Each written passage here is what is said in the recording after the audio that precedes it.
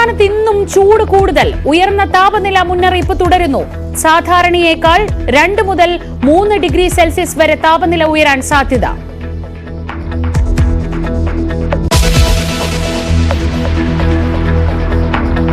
ഉത്തരേന്ത്യയിൽ കൊടും തണുപ്പ്. മഞ്ഞിൽ മുങ്ങിയ ഡൽഹിയിൽ യെല്ലോ അലർട്ട്. ഹൈവേകൾ അടച്ചു. സഞ്ചാരികൾക്ക് ജാഗ്രതാ നിർദ്ദേശം.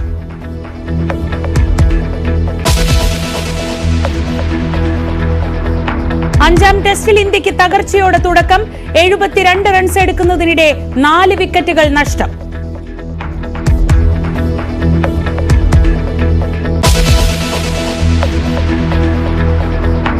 പെരിയ ഇരട്ടക്കൊലക്കേസിൽ ശിക്ഷാവിധി ഇന്ന്.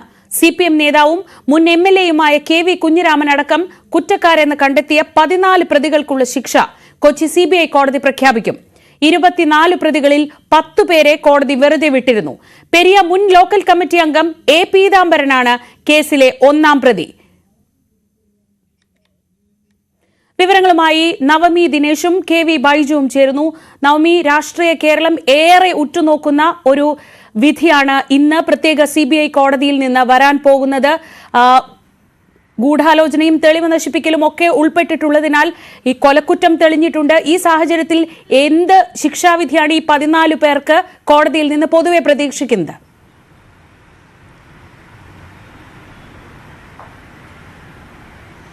ശ്രീജ, രാവിലെ 11 മണിക്കാണ് കലൂർ CBI കോടതിയിൽ നിന്നും ശിക്ഷ വിധിക്കുക. ഇതിൽ നമുക്കറിയാം ഈ കേസിൽ പ്രതിയാക്കപ്പെട്ടവരെല്ലാവരും തന്നെ CPM-ന്റെ സ്ഥാനങ്ങൾ വഹിക്കുന്നവരും CPM അനുഭാവികളും ഒക്കെ ആണ്. CPM-നെയും സർക്കാരിനെയും വലിയ രീതിയിൽ പ്രതിക്കൂട്ടിൽ നിർത്തിയ ഒരു കേസ് കൂടിയാണ് പെരിയയിലെ ഇരട്ട കൊലപാതകം. ഇതിൽ 1-ാം പ്രതി A. പീതാംബരൻ ഉൾപ്പെടെ 10 പ്രതികൾക്കെതിരെ കൊലപാതകം, ഗൂഢാലോചന, നിയമവിരുദ്ധമായി സംഘം ചേരൽ, കലാപം സൃഷ്ടിക്കൽ, തടഞ്ഞുവെക്കൽ എന്നീ കുറ്റങ്ങളാണ് കണ്ടെത്തിയിരിക്കുന്നത്. ഇത് ജീവപര്യന്തം മുതൽ വധശിക്ഷ വരെ ലഭിക്കാവുന്ന കുറ്റങ്ങളാണെന്ന് CBI കോടതി കണ്ടെത്തുകയും ചെയ്തിട്ടുണ്ട്. 10-ാം പ്രതി T. രഞ്ജിത്തും 15-ാം പ്രതി വിഷ്ണു സുരയും ഇവർക്ക് മേൽ ചുമത്തിയിരിക്കുന്നത് ഈ കേസുകൾക്ക് പുറമെ തെളിവ് നശിപ്പിച്ചതും പ്രതികളെ രക്ഷപ്പെടാൻ സഹായിച്ചതും ഇതുൾപ്പെടെയും ചുമത്തിയിട്ടുണ്ട്. എന്തായാലും ഇവർക്കും ജീവപര്യന്തം മുതൽ വധശിക്ഷ മുതൽ ജീവപര്യന്തം വരെ ലഭിക്കാവുന്ന കുറ്റമാണ് ഇവർക്കെതിരെയും തെളിഞ്ഞിട്ടുള്ളത്. ഒപ്പം മുൻ MLA KV കുഞ്ഞിരാമൻ ഉൾപ്പെടെ 4 പ്രതികൾക്കെതിരെ ഇത് പോലീസ് കസ്റ്റഡിയിൽ നിന്നും പ്രതിയെ കടത്തിക്കൊണ്ടുപോകാൻ സഹായിച്ചു എന്ന കുറ്റമാണ് ചുമത്തിയിരിക്കുന്നത്. ഇത് 2 വർഷം വരെ തടവും പിഴയും ലഭിക്കാവുന്ന കുറ്റമാണ്. എന്തായാലും ഏറെ നിർണായകമായ ഈ ഒരു ദിവസത്തിൽ എന്തായിരിക്കും കോടതി ഇവർക്ക് നൽകുന്ന ശിക്ഷ എന്ന് ഉറ്റുനോക്കുകയാണ് രാഷ്ട്രീയ കേരളവും ഒപ്പം ഈ കുടുംബവും. നേരത്തെ കൃപേഷിന്റെ അച്ഛൻ പ്രതികരിച്ചിരുന്നു. വലിയ ആത്മവിശ്വാസത്തോടെയാണ് ഇന്നത്തെ ദിവസത്തെ നോക്കിക്കാണുന്നത്. ഈ കോടതിയിൽ പൂർണ്ണ വിശ്വാസമുണ്ട്. തക്കതായിട്ടുള്ള ശിക്ഷ, വധശിക്ഷ തന്നെ ലഭിക്കുമെന്നൊരു പ്രതീക്ഷയാണ് കുടുംബം. അപ്പോഴും നേരത്തെ കുറ്റവിമുക്തരാക്കിയ 10 പ്രതികളുടെ കാര്യത്തിൽ അത് അപ്പീൽ പോകുമോ എന്നതിൽ കൂടി പാർട്ടിയും ഒപ്പം പ്രോസിക്യൂഷനും ഒക്കെ കൂടി ആലോചിച്ച ശേഷം തീരുമാനമെടുക്കുമെന്നാണ് അറിയുന്നത്. ഇന്നത്തെ ശിക്ഷ എന്തായിരിക്കും, അതനുസരിച്ചായിരിക്കും അവരുടെ തുടർ നടപടി എന്നുകൂടി കുടുംബം പ്രതികരിക്കുന്ന സാഹചര്യമുണ്ടായി. അതോടൊപ്പം നമുക്കറിയാം ഇതിലെ പ്രതികളെ വെറുതെ വിട്ടതിൽ തന്നെ വലിയ ഒരു പ്രതിഷേധവും നിലനിന്നിരുന്ന ഒരു സാഹചര്യത്തിലാണ് ഇന്ന് ഇപ്പോൾ ഇതിന്റെ വിധി കൂടി ഏറെ പ്രസക്തമാകുന്നത്. ശ്രീജ, നവമി, കൃപേഷിന്റെ അച്ഛൻ നമ്മളോട് പറഞ്ഞതുപോലെ 6 വർഷമായി അവർ പൊരുതിയിരുന്നത് ഇന്നാട്ടിലെ പോലീസ് സംവിധാനത്തോടും സർക്കാർ സംവിധാനങ്ങളോടുമാണ്. അതിനൊടുവിൽ കിട്ടുന്ന ഒരു വിധി അത് നീതിയുള്ളതായിരിക്കും എന്ന പ്രതീക്ഷയിൽ തന്നെയാണ് അവർ കഴിഞ്ഞ ദിവസങ്ങളിലൊക്കെ ഉണ്ടായിരുന്നത്. ഇന്നിപ്പോൾ ഈ ശിക്ഷാവിധി ദിവസത്തിലേക്ക് വരുമ്പോഴും ആ ഒരു പ്രതീക്ഷ കുടുംബത്തിനുണ്ടോ? അതായത് ഏറ്റവും അർഹിക്കുന്ന ഒരു വിധി തന്നെ കോടതിയിൽ നിന്ന് വരും എന്നവർ പ്രതീക്ഷിക്കുന്നുണ്ടോ?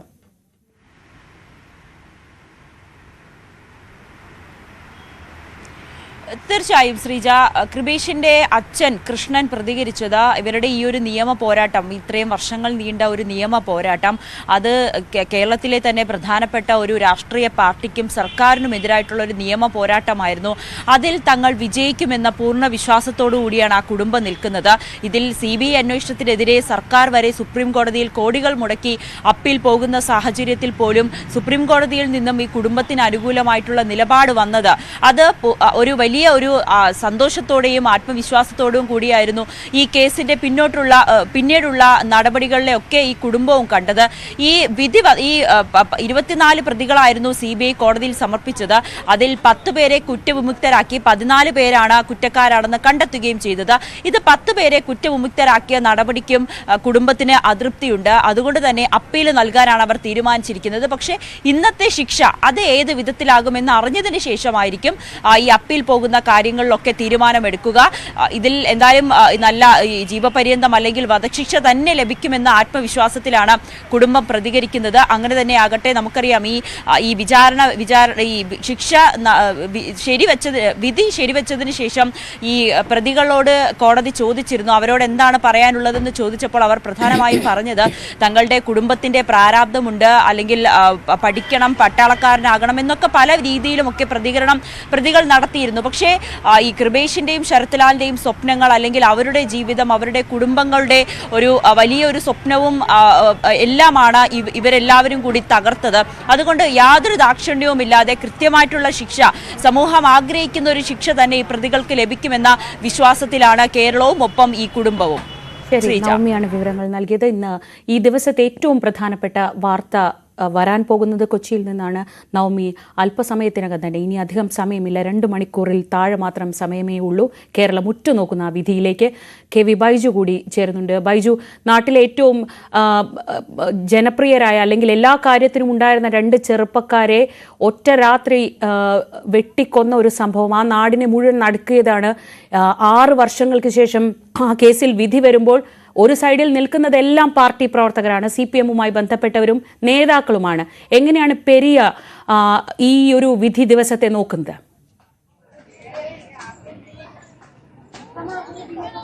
അതെ ശ്രീജ, ഈ കാര്യത്തിൽ പാർട്ടി വലിയ തോതിൽ നേരത്തെയും പ്രതിസന്ധിയിലായി, ഇപ്പോഴും ഈ വിധി വരാനിരിക്കെയും കടുത്ത പ്രതിരോധത്തിൽ തന്നെയാണ് പാർട്ടിയുള്ളത്. കാരണം ഇതിൽ ഏറ്റവും പ്രധാനം KV കുഞ്ഞിരാമൻ, മുൻ MLA, അതായത് ജില്ലാ സെക്രട്ടേറിയറ്റ് അംഗം കൂടിയാണ്. അദ്ദേഹം ഉൾപ്പെടെ ഇപ്പോൾ പ്രതി ആണെന്ന് കോടതി കണ്ടെത്തിയ സാഹചര്യത്തിൽ ഇവർക്ക് എന്ത് ശിക്ഷ നൽകുമെന്നതാണ്. ഒരുപക്ഷെ K മണികണ്ഠൻ ബ്ലോക്ക് പഞ്ചായത്ത് പ്രസിഡന്റാണ്, നിരവധി സ്ഥാനങ്ങൾ വഹിക്കുന്നുണ്ട് ഈ പ്രതികളായി ഇപ്പോൾ കണ്ടെത്തിയ CBI കോടതി കണ്ടെത്തിയവരൊക്കെ. ഇവർക്ക് അത് നിർണായകവുമാണ്. 3 വർഷത്തിൽ കൂടുതൽ ശിക്ഷ ലഭിക്കുമെങ്കിൽ, അങ്ങനെയാണെങ്കിൽ ഇവർക്ക് ഈ സ്ഥാനം ഒഴിയേണ്ടി വരും. അത്തരത്തിൽ നിരവധി പ്രതിസന്ധി CPM-നെ സംബന്ധിച്ചിടത്തോളം. എന്തായാലും ഞാനിപ്പോൾ നിൽക്കുന്നത് കല്യോട്ടാണ്. എനിക്ക് തൊട്ടരികിലാണ് കൃപേഷിന്റെയും ശരത്ലാലിന്റെയും സ്മൃതി മണ്ഡപം ഉള്ളത്. ഇവിടെ കനത്ത പോലീസ് വലയത്തിലാണ് ഈ കല്യോട്ട്, അതുപോലെ തന്നെ പെരിയ പ്രദേശങ്ങളൊക്കെ ഉള്ളത്. ഏതെങ്കിലും തരത്തിൽ സംഘർഷാവസ്ഥ ഉണ്ടാകാതിരിക്കാൻ പോലീസ് അതീവ ജാഗ്രതയിലാണ്. കണ്ണൂരിൽ നിന്നുൾപ്പെടെ കൂടുതൽ സേനയെ ഇവിടെ വിന്യസിച്ചിട്ടുണ്ട്. എന്തായാലും 11 മണിയോടുകൂടി ഈ വിധി വരുന്നതോടുകൂടി ഇവിടെ പടക്കം പൊട്ടിച്ചും അതുപോലെ തന്നെ നിരവധി നേതാക്കളാണ് ഇവിടെ എത്തുകയും ചെയ്യുന്നത്. ഏതായാലും സത്യനാരായണൻ, ശരത്ലാലിന്റെ അച്ഛൻ ഇവിടെ ഉണ്ട്, ഒപ്പം കൃപേഷിന്റെ അമ്മ ബാലാമണിയും ഇവർ ഇവിടെ ഉണ്ട്. സ്മൃതി മണ്ഡപത്തിൽ അല്പസമയത്തിനകം എത്തും. അതുപോലെ തന്നെ രാജ്മോഹൻ ഉണ്ണിത്താൻ MP എത്തുന്നുണ്ട്, ഡീൻ കുര്യാക്കോസ് MP എത്തുന്നുണ്ട്. അത്തരത്തിൽ കോൺഗ്രസിന്റെ നിരവധി നേതാക്കൾ കല്ലോട്ടേക്ക് അല്പസമയത്തിനകം ഈ വിധിയുടെ പശ്ചാത്തലത്തിൽ എത്തും. എന്തായാലും ആദ്യ പ്രതികരണം ഉണ്ടാകും. അല്പസമയം മുമ്പ് ശരത്ലാലിന്റെ അച്ഛൻ സത്യനാരായണൻ അദ്ദേഹം പങ്കുവച്ചത് ഈ പ്രതികൾക്ക് കനത്ത ശിക്ഷ തന്നെ ലഭിക്കും എന്ന ഒരു പ്രതീക്ഷയാണ് പങ്കുവച്ചത്. ഒപ്പം അദ്ദേഹം എടുത്തു പറഞ്ഞത് ഈ കേസിൽ 10 പേരെ കുറ്റക്കാരല്ല എന്ന് കണ്ട് വിട്ടയച്ചിട്ടുണ്ട്, അവരും ഗൂഢാലോചനയിൽ പങ്കെടുത്തിട്ടുണ്ട് എന്നൊരു കാര്യം അദ്ദേഹം പറയുന്നു. അതുകൂടാതെ ഇനിയും ഉന്നത ആളുകൾ ഈ ഗൂഢാലോചനയുമായി ബന്ധപ്പെട്ട് പുറത്തുണ്ട്, അവരെല്ലാം കൊണ്ടുവരണം. അങ്ങനെയാണെങ്കിൽ ഇത് വീണ്ടും ഒരു നിയമ പോരാട്ടത്തിലേക്ക് പെരിയ ഈ ഇരട്ട കൊലപാതക കേസ് പോകും എന്ന കാര്യത്തിൽ തർക്കമില്ല. അതുമാത്രമല്ല, പ്രതിഭാഗവും കഴിഞ്ഞ ദിവസം CK ശ്രീധരൻ ന്യൂസ് 18നോട് സംസാരിച്ചിരുന്നു. അദ്ദേഹം വ്യക്തമാക്കിയത് ഇന്ന് വിധി വന്നതിന് ശേഷം, അതിന്റെ വിധി പകർപ്പ് കിട്ടിയതിന് ശേഷം ഈ 14 പേരെ കുറ്റക്കാരെന്ന് കണ്ടിട്ട് 14 പേർക്ക് വേണ്ടി അപ്പീൽ നൽകും എന്ന് തന്നെയാണ്. ഏതായാലും ഇതിന്റെ നിയമ പോരാട്ടം ഇവിടെ അവസാനിക്കുന്നില്ല എന്ന് തന്നെ പറയേണ്ടി വരും. എന്തായാലും ഇപ്പോൾ കല്യോട്ട് കനത്ത പോലീസ് വലയത്തിൽ തന്നെയാണ്. ഏതെങ്കിലും തരത്തിൽ സംഘർഷാവസ്ഥ ഉണ്ടാകാതിരിക്കാൻ നേരത്തെയൊക്കെ, ഇപ്പോൾ ഞാനിപ്പോൾ നിൽക്കുന്ന ഈ സ്ഥലത്തൊക്കെ വലിയ സംഘർഷമുണ്ടായ ഒരു പ്രദേശമാണ്. ആ 2019 ഫെബ്രുവരി 17 എന്ന് പറയുന്ന ആ ദിവസം വൈകിട്ട് 7:45 രാത്രിയോടുകൂടി ഈ കൊലപാതകത്തെ വിവരം പുറത്തു വന്നതോടുകൂടി നിരവധി ആളുകൾ ഈ പ്രദേശത്തെത്തുകയും ഇവിടെ ഉണ്ടായിരുന്ന കടകളൊക്കെ, CPM-ന്റെ കടകളൊക്കെ അടിച്ച് തകർക്കുകയും ഒപ്പം വീടുകൾക്ക് കയറി അക്രമം, അത്തരത്തിൽ വലിയ തോതിൽ സംഘർഷമുണ്ടായ ഒരു പ്രദേശമാണ്. അത് മാസങ്ങളോളം നീണ്ടുനിന്ന ഒരു സംഘർഷം തന്നെയായിരുന്നു. തന്നെയായിരുന്നു. അതുകൊണ്ട് ഏതെങ്കിലും തരത്തിൽ അത്തരം സാഹചര്യം ഇനി ഉണ്ടാവാതിരിക്കാൻ നേരത്തെ സമാധാന യോഗങ്ങളൊക്കെ വിളിച്ചിരുന്നു. സമാധാനപരമായി തന്നെ കാര്യങ്ങൾ മുന്നോട്ട് പോകണമെന്ന് ജില്ലാ ഭരണകൂടവും ആഗ്രഹിക്കുന്നു. അതുകൊണ്ട് തന്നെ പ്രകടനങ്ങൾ ഉൾപ്പെടെ ഒഴിവാക്കണമെന്ന് അഭ്യർത്ഥിച്ചിട്ടുണ്ട്. എന്തായാലും കനത്ത ജാഗ്രതയിലാണ് പെരിയ കല്ലോട്ട് പ്രദേശമുള്ളത്. ഒപ്പം ഈ പ്രതികൾക്ക് 14 പേരെ കുറ്റക്കാരെന്ന് കണ്ടെത്തിയ 14 പേർക്കെതിരെ കനത്ത ശിക്ഷ, അത് നേരത്തെ നവമി സൂചിപ്പിച്ചതുപോലെ തന്നെ വധശിക്ഷ ഉൾപ്പെടെ ലഭിക്കുമെന്നൊരു പ്രതീക്ഷയിലാണ് കുടുംബവും ഉള്ളത്. അത് ഏതായാലും ഇനി ഏതാനും മണിക്കൂറുകൾ മാത്രമാണ് ഇനി ആ വിധിക്കായുള്ളത്. 6 വർഷത്തെ നീണ്ട നിയമ പോരാട്ടത്തിനൊടുവിൽ അന്തിമ വിധി, CBIയുടെ അന്തിമ വിധി വരുന്നു. അതിനി ഏത് തരത്തിലായിരിക്കും എന്നതാണ് ഇനി അറിയേണ്ടത്. 1 മുതൽ 8 വരെയുള്ള പ്രതികൾക്ക് നേരിട്ട് ഈ കൊലപാതകത്തിൽ പങ്കുണ്ടെന്ന് കണ്ടെത്തിയ സാഹചര്യം കൂടിയുണ്ട്. അതുകൊണ്ട് തന്നെ കൂടുതൽ പേർക്ക് കടുത്ത ശിക്ഷ ഉണ്ടാകുമോ അതൊക്കെ അറിയേണ്ടതുണ്ട്. എന്തായാലും രാഷ്ട്രീയ കേരളത്തെ സംബന്ധിച്ചിടത്തോളം ഏറെ നിർണായക ദിനം എന്ന് പറയേണ്ടി വരും. ആ ഒരു വിധിക്കായി വേണ്ടി കാത്തിരിക്കുകയാണ് കുടുംബവും. ഒപ്പം കല്ലോട്ടെ ഈ ശരത്ലാലിനെയും അതുപോലെ തന്നെ കൃപേഷിനെയും സ്നേഹിക്കുന്നവരൊക്കെ. ശരി ബൈജു, ഇനി 2 മണിക്കൂർ സമയമില്ല. രാഷ്ട്രീയ കേരളം, ബൈജു പറഞ്ഞതുപോലെ തന്നെ രാഷ്ട്രീയ കേരളം ഏറ്റവും അധികം ഉറ്റുനോക്കുന്ന ഈ ഒരു വിധി പ്രഖ്യാപനത്തിലേക്ക്. 6 വർഷത്തെ നിയമ പോരാട്ടം, 20 മാസം നീണ്ട വിചാരണ, കോൺഗ്രസ് പ്രവർത്തകരെ സംബന്ധിച്ച് ഏറെ വികാരപരമായ ഒരു ദിവസമാണിന്ന്. അവർ ഈ ഇരട്ട കൊലപാതകത്തിന് ശേഷം ആ കുടുംബത്തെ സ്വന്തം കുടുംബമായി ഏറ്റെടുത്താണ് അവർ പിന്നീട് മുന്നോട്ട് പോയിട്ടുള്ളത്. അതുകൊണ്ട് തന്നെ ഇന്നത്തെ വിധി അവരെ സംബന്ധിച്ചും ഏറെ വികാരപരമാണ്. കുടുംബവും ഏറെ പ്രതീക്ഷയോടെ നീതി നടപ്പാകും, നീതി പുലരുമെന്ന പ്രതീക്ഷയോടെയാണ് ഇന്നത്തെ വിധിയെ നോക്കിക്കാണുന്നത്. അതേസമയം ഇവരുടെ മാതാപിതാക്കൾ ഒക്കെ നമ്മളോട് പ്രതികരിക്കുന്നുണ്ട്. പെരിയ ഇരട്ട കൊലപാതക കേസിൽ പ്രതികൾക്ക് കനത്ത ശിക്ഷ തന്നെ ലഭിക്കുമെന്ന പ്രതീക്ഷയിൽ തന്നെയാണ് ഈ കുടുംബമുള്ളത്. ശരത് ലാലിന്റെ കുടുംബം അല്പം മുൻപ് ന്യൂസ് 18നോട് പ്രതികരിച്ചു. ഗൂഢാലോചനയിൽ പങ്കെടുത്തവർ ഇപ്പോഴും പുറത്തുണ്ട്. കേസിൽ വെറുതെ വിട്ടവർക്ക് ഗൂഢാലോചനയിൽ പങ്കുണ്ടെന്ന് ഇപ്പോഴും വിശ്വസിക്കുന്നതായി ശരത് ലാലിന്റെ അച്ഛൻ സത്യനാരായണൻ പറഞ്ഞു. ശരത് ലാലിന്റെ പിതാവ് സത്യനാരായണനാണ് ഇപ്പോൾ ന്യൂസ് 18നോടൊപ്പം ചേരുന്നത്. ഏതായാലും ഇനി 6 മാസം നീണ്ട നിയമ പോരാട്ടം, ഒടുവിൽ അന്തിമ വിധി വരികയാണ്. എന്താണ് പ്രതീക്ഷിക്കുന്നത്?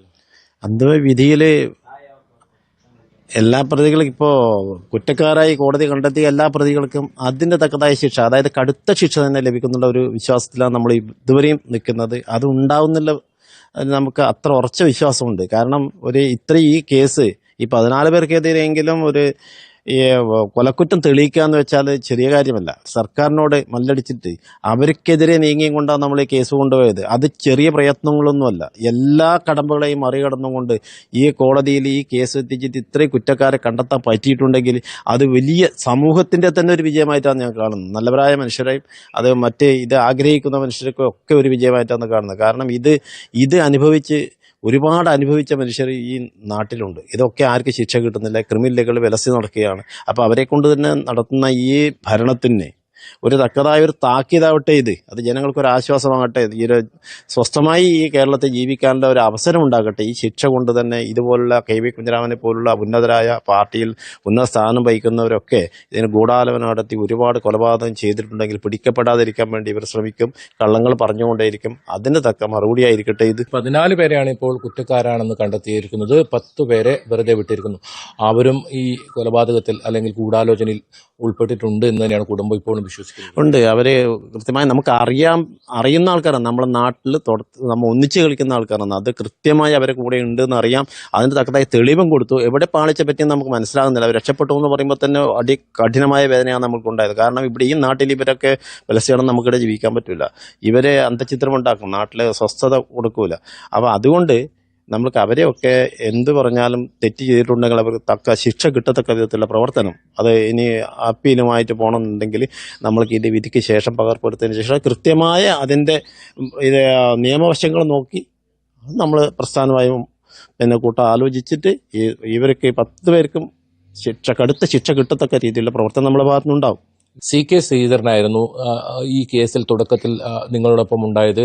എല്ലാ കാര്യങ്ങൾക്കും മുൻപന്തിയിലുണ്ടായിരുന്നു. പെട്ടെന്നാണ് അദ്ദേഹം പാർട്ടി മാറുന്നതും ഈ പ്രതിഭാഗത്തിന്റെ അഭിഭാഷകനായി മാറുന്നതും. അദ്ദേഹം വ്യക്തമാക്കിയിരിക്കുന്നത് 14 പേർക്കെതിരെ കുറ്റക്കാരാണെന്ന് കണ്ടെത്തി 14 പേർക്കെതിരെ ഇന്ന് വിധി വരുമ്പോൾ അതിന്റെ പകർപ്പിട്ടിയാൽ അപ്പോൾ തന്നെ അപ്പീൽ നൽകുമെന്നാണ്. ഇനിയും അവരെയും രക്ഷപ്പെടുത്തി എടുക്കും. അതല്ലെങ്കിൽ ആ രീതിയിലൊരു കോൺഫിഡൻസ് അദ്ദേഹം വെച്ചു പുലർത്തുന്നുണ്ട്. അതിനെ എങ്ങനെയാണ് കാണുന്നത്? CK ശ്രീധരൻ ഏതെങ്കിലും തരത്തിൽ മറുകണ്ഠം ചാടിയത് നമുക്ക് ഏതെങ്കിലും തരത്തിൽ തിരിച്ചടിയായോ? അതാണോ ഈ 10 പേരെ ഈ വെറുതെ വിടാൻ ഇടയാക്കിയ ഒരു സാഹചര്യം? അല്ല, അത് അപ്പീൽ ഇപ്പോൾ CK ശ്രീധരൻ അപ്പീൽ പോയി കഴിഞ്ഞാലൊന്നും നമുക്ക് ഒരു വിശ്വാസമില്ല, അതൊന്നും എവിടെയും നടക്കില്ല. ഇപ്പോൾ TP ചന്ദ്രശേഖരൻ വധക്കേസിൽ അപ്പീലും കൊണ്ടുപോയി, അതിന് ബാധിച്ചതിനാല് CK ശ്രീധരനല്ലേ. അപ്പീലും കൊണ്ടുപോയി എന്താ സംഭവിച്ചേ? ഇരട്ട ജീവപര്യന്തം കഴിച്ച് തടവ് ശിക്ഷ കഴിയാറായുമ്പോഴത്തേക്ക് ഇരട്ട ജീവപര്യന്തമാണ് കിട്ടിയത്. അതിൽ പുറത്ത് നിൽക്കുന്ന ആൾക്കാരെയും കൂടെ അകത്തിട്ടിട്ടുണ്ട് ഇപ്പോൾ.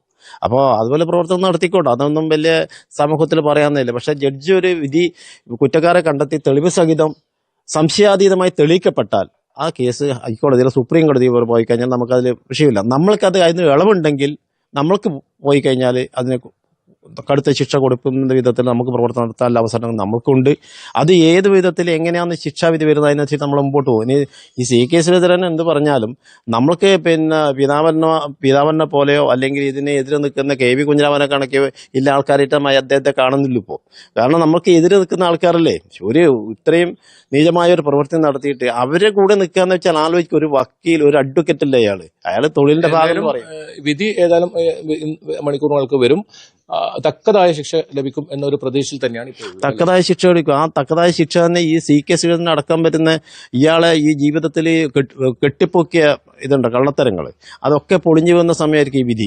കാരണം എന്താ വെച്ചാൽ അദ്ദേഹത്തിന് ഈ നാട്ടിൽ വലിയ ഇമേജ് കൊടുക്കും, കള്ളത്തരങ്ങളിലൂടെ പലതും ചെയ്യും. രാഷ്ട്രീയത്തിൽ നമ്മൾ കൂടെയുണ്ടായ ഒരു മനുഷ്യനല്ലേ, അപ്പം എന്ത് ധാർമ്മികത അയാളിലുള്ളത്. അയാൾ വാക്കുകൾ പറയുന്നുണ്ടെങ്കിൽ പൊതുജനങ്ങൾക്ക് മനസ്സിലാകുന്നില്ലേ. ഈ കുഞ്ഞുങ്ങളുടെ മരണത്തിൽ അവർ അതല്ലാതാക്കി തീർക്കാനല്ലേ അയാൾ പോയത്. അപ്പൊ കാശും അല്ലാതെ കൊണ്ട് അയാൾക്ക് ആവശ്യമില്ല. അതിലെന്ത് ചെയ്യും അയാൾ, അതിന് വലിയ പ്രസക്തിയൊന്നും നമുക്ക് കൊടുക്കുന്നില്ല. എന്തായാലും കുടുംബം വലിയ പ്രതീക്ഷയിൽ തന്നെയാണ്. ഈ പ്രതികൾക്ക് ഇപ്പോൾ കുറ്റക്കാരാണെന്ന് കണ്ടെത്തിയ 14 പേർക്ക് തക്കതായ ശിക്ഷ ലഭിക്കും എന്ന പ്രതീക്ഷയിൽ തന്നെയാണ് കുടുംബമുള്ളത്. പ്രതികൾക്ക് വധശിക്ഷയാണ് പ്രതീക്ഷിക്കുന്നതെന്ന് കൃപേഷിന്റെ അച്ഛൻ കൃഷ്ണനും ന്യൂസ് 18നോട് പറഞ്ഞു. 6 വർഷമായി പാർട്ടിയോടും സർക്കാരിനോടുമുള്ള പോരാട്ടമായിരുന്നു. ശിക്ഷ പ്രഖ്യാപിച്ചതിന് ശേഷം അപ്പീൽ പോകുന്നതിൽ തീരുമാനമെടുക്കുമെന്നും അദ്ദേഹം കൂട്ടിച്ചേർത്തു. പെരിയ കേസിൽ നിർണായകമായ വിധി ഇന്ന് വരുമ്പോൾ ഏറെ പ്രതീക്ഷയോടെയാണ് ശരത് ലാലിൻ്റെയും കൃപേഷിൻ്റെയും കുടുംബം കാത്തിരിക്കുന്നത്. ഇപ്പോൾ നമ്മളോടൊപ്പം കൃപേഷിൻ്റെ അച്ഛൻ കൃഷ്ണൻ ചേരുന്നുണ്ട്. അച്ഛൻ ഇന്ന് ശിക്ഷാവിധിയാണ്, ഏറെ പ്രതീക്ഷയോടെയാണ് കാത്തിരിക്കുന്നത് അല്ലേ? പിന്നെ 6 വർഷമായി നമ്മളെ മക്കൾ നഷ്ടപ്പെട്ടത്. 6 വർഷത്തിൻ്റെ ഇടയിൽ പാർട്ടിയും കുടുംബവും ഒരു ഗവൺമെൻറ്റോടാണ് ഏറ്റുമുട്ടിക്കൊണ്ടായത്. ആ ഏറ്റുമുട്ടലിൽ ഞങ്ങൾക്ക് വിജയം കണ്ടിരിക്കുന്നു. പക്ഷേ ജനുവരി 28-നാണ് ഈ കുറ്റക്കാരെന്ന് 24 പ്രതികളിൽ 14 പ്രതികളെ കുറ്റക്കാരെന്ന് കണ്ടെത്തിയിട്ടില്ല. ഇപ്പോൾ ഡിസംബർ 3-ന് അതിൻ്റെ അവർക്ക് വിധി നിശ്ചയിക്കുകയാണ് കോടതി. അപ്പോൾ ആ വിധിയിൽ ഞങ്ങൾ പ്രാർത്ഥിക്കുന്നത് എന്താ വെച്ചാൽ ഇവർക്ക് വധശിക്ഷ തന്നെ കിട്ടണം, ഈ 14 പ്രതികൾക്ക് വധശിക്ഷ കൊടുക്കണം ബഹുമാനപ്പെട്ട കോടതി എന്നാണ് ഞങ്ങൾ പ്രാർത്ഥിക്കുന്നത്. ഇപ്പം ഈ 10 പ്രതികളെ കുറ്റവിമുക്തരാക്കിയൊരു നടപടിയുണ്ട്, അതിനായി അപ്പീൽ പോകാൻ തന്നെയല്ലേ വെച്ചാൽ ഈ 3-ലെ ഇന്നത്തെ ഈ 3-ലെ വിധി അതിന് ശേഷം പാർട്ടി പ്രോസിക്യൂട്ടറായിട്ടും പിന്നെ നമ്മളെ കേസ് ഇതുവരെ പ്രോസിക്യൂട്ടർ സഹായിച്ച പപ്പം വക്കീലായിട്ടും ആലോചിച്ച് പിന്നെ ഗവൺമെൻറ് ഇവരെ നേതാക്കന്മാരായിട്ട് ആലോചിച്ചുകൊണ്ട് മുമ്പോട്ടിലെ കാര്യം നമ്മൾ പരിഗണിക്കാൻ വേണ്ടി പോവുകയാണ്. ഇന്നത്തെ വിധി വന്നതിന് ശേഷമായിരിക്കും അതിലെ തീരുമാനം. അതെ, ഇന്നത്തെ വിധി വന്നതിന് ശേഷമായിരിക്കും അതിൻ്റെ തീരുമാനം എടുക്കുക. പക്ഷേ അതിലുള്ള 5 ഏകദേശം എല്ലാ പ്രതികളും കുറ്റക്കാരാണ്, അവരെല്ലാം പരിപാടിയിൽ പങ്കെടുത്തവരാണ്. ശരിക്കും ഈ കൊലക്ക് ഡയറക്റ്റ് പങ്കെടുത്തവരാണ്, ഈ വെറുതെ വിട്ടിട്ടില്ല അവർ. പക്ഷെ അവരെയും കൂടി നിയമത്തിന് മുമ്പിൽ വരണം എന്നല്ലേ ഇത് നമുക്കുണ്ട്. അവരെയും കൂടി നിയമത്തിന് മുമ്പിൽ എത്തിക്കണമെന്നല്ലേ പാർട്ടിയായി ആലോചിച്ചുകൊണ്ട് ഞങ്ങൾ മുമ്പോട്ട് പോകും. എന്തായാലും വിധി വരുമ്പോൾ ഏറെ പ്രതീക്ഷയോടെയാണ് കുടുംബം കാത്തിരിക്കുന്നത്. ഇന്നത്തെ ശിക്ഷാവിധി അറിഞ്ഞതിന് ശേഷമായിരിക്കും തുടർ നടപടികളുമായി അപ്പീലിന് പോകണമോ അതോ മറ്റ് എന്ത് കാര്യങ്ങളാണെങ്കിലും പാർട്ടിയുമായി ആലോചിച്ച ശേഷം തീരുമാനിക്കുമെന്നാണ് കുടുംബം അറിയിക്കുന്നത്. 11 മണിയോടെ ഇരട്ട കൊലക്കേസിലെ വിധി വരും. അതിനായി നമുക്ക് കാത്തിരിക്കാം. ഇനി ഈ കേസിൻ്റെ നാൾ വഴിയിലേക്കാണ്. 2019 ഫെബ്രുവരി 17 രാത്രി 7:45 പെരുങ്കളിയാട്ട് ദിനങ്ങൾ കാത്തിരുന്ന പെരിയയ്ക്ക് ആ രാത്രി ഇന്നും മറക്കാനാവില്ല. കേരളം കണ്ട ഏറ്റവും ക്രൂരമായ രാഷ്ട്രീയ കൊലപാതകങ്ങളിലൊന്ന്. ആ അരുംകൊല ഇന്നും പെരിയയുടെ മനസ്സിലെ മായ്ക്കാനാവാത്ത മുറിവാണ്. ഒരു വിങ്ങലോടെ അല്ലാതെ കേരളത്തിന് ഓർക്കാൻ കഴിയാത്ത 2 മുഖങ്ങൾ, കല്യോട്ടെ കൃപേഷും ശരത് ലാലും. ഒരു നാടിനാകെ പ്രിയപ്പെട്ടവരായിരുന്ന ഇവരെ ഒറ്റ രാത്രി കൊണ്ട് കൊന്നുതള്ളിയവർ.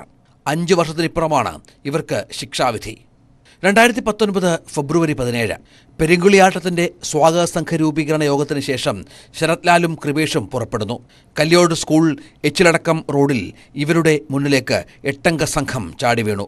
ശരത് ലാലിന്റെ ശരീരമാസകലം വെട്ടി, കൃപേഷിന്റെ തലയ്ക്ക് വെട്ടേറ്റു. ഇരുവരും അതിക്രൂരമായി കൊല്ലപ്പെട്ടു. പിന്നീട് ഇങ്ങോട്ട് മുൻപ് കണ്ടിട്ടില്ലാത്ത അന്വേഷണവും നിയമപോരാട്ടവുമാണ് കേരളം കണ്ടത്. ഫെബ്രുവരി 18 CPM പെരിയ ലോക്കൽ കമ്മിറ്റി അംഗം A. പീതാംബരനും CJ സജീവ് അറസ്റ്റിൽ. ഫെബ്രുവരി 21 അന്വേഷണം ക്രൈംബ്രാഞ്ചിന്. മാർച്ച് 2 പ്രതികളെന്ന് കണ്ടെത്തിയവർക്ക് പുറമെ CPM പ്രമുഖരിലേക്കും അന്വേഷണം എത്തുന്നുവെന്ന ഭയപ്പാടിൽ ക്രൈംബ്രാഞ്ച് സംഘത്തിൽ അഴിച്ചുപണി. നീതി നിർവഹിക്കേണ്ടവർ കൊന്നുതള്ളിയവർക്കൊപ്പമെന്ന സംശയം ബലപ്പെട്ടതോടെ ഏപ്രിൽ 1 അഭയം തേടി മാതാപിതാക്കൾ മേൽക്കോടതിയിലേക്ക്. ഇതോടെ ക്രൈംബ്രാഞ്ച് അന്വേഷണത്തിന് മുൻപില്ലാത്ത വേഗത. മെയ് 14 CPM നേതാക്കളായ K. മണികണ്ഠൻ, N. ബാലകൃഷ്ണൻ എന്നിവർ അറസ്റ്റിൽ. മെയ് 20 ക്രൈംബ്രാഞ്ച് കുറ്റപത്രം സമർപ്പിച്ചു. കേസിൽ ആകെ 14 പ്രതികൾ, മുഴുവൻ പേരും CPMുമായി അടുത്ത ബന്ധമുള്ളവർ. സെപ്റ്റംബർ 30 അന്വേഷണം CBIക്ക് വിട്ട് ഹൈക്കോടതി സിംഗിൾ ബെഞ്ച്. സർക്കാരിന് വൻ തിരിച്ചടി. പ്രതികൾക്കായി നിയമവഴിയിലൂടെ സർക്കാർ ഒക്ടോബർ 29 ഡിവിഷൻ ബെഞ്ചിൽ അപ്പീൽ നൽകി. എന്നാൽ 2020 ഓഗസ്റ്റ് 25 ഡിവിഷൻ ബെഞ്ചും അപ്പീൽ തള്ളി. ഇതോടെ സർക്കാരിന് വീണ്ടും തിരിച്ചടി. CBI പേടിയിൽ എന്നിട്ടും പിന്മാറാതെ സെപ്റ്റംബർ 12 പരമോന്നത കോടതിയിലേക്ക് സർക്കാർ. ഡിസംബർ 1 CBI അന്വേഷണത്തിനെതിരെ സർക്കാർ അപ്പീൽ തള്ളുന്നു. 2021 ഡിസംബർ 3 CBI കുറ്റപത്രം നൽകി. ആകെ 24 പ്രതികൾ. 2023 ഫെബ്രുവരി 2 വിചാരണ തുടങ്ങി.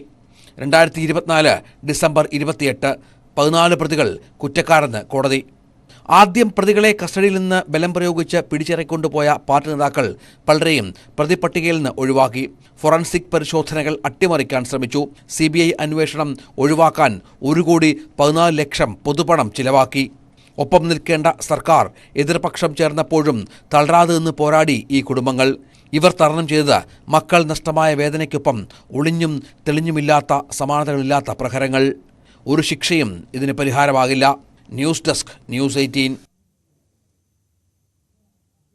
മറ്റു വാർത്തകളിലേക്ക് എത്താം ഇടവേളയ്ക്ക് ശേഷം.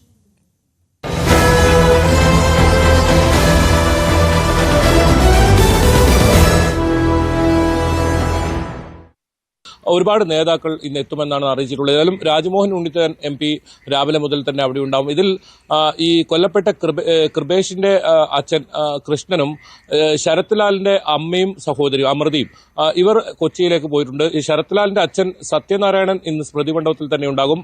നമുക്ക് മനസ്സിലാക്കാൻ സാധിക്കുന്നത് ഡീൻ കുര്യാക്കോസിനെ പോലുള്ള ഒരുപാട് നേതാക്കൾ ഇന്ന് എത്തുന്നുണ്ട്.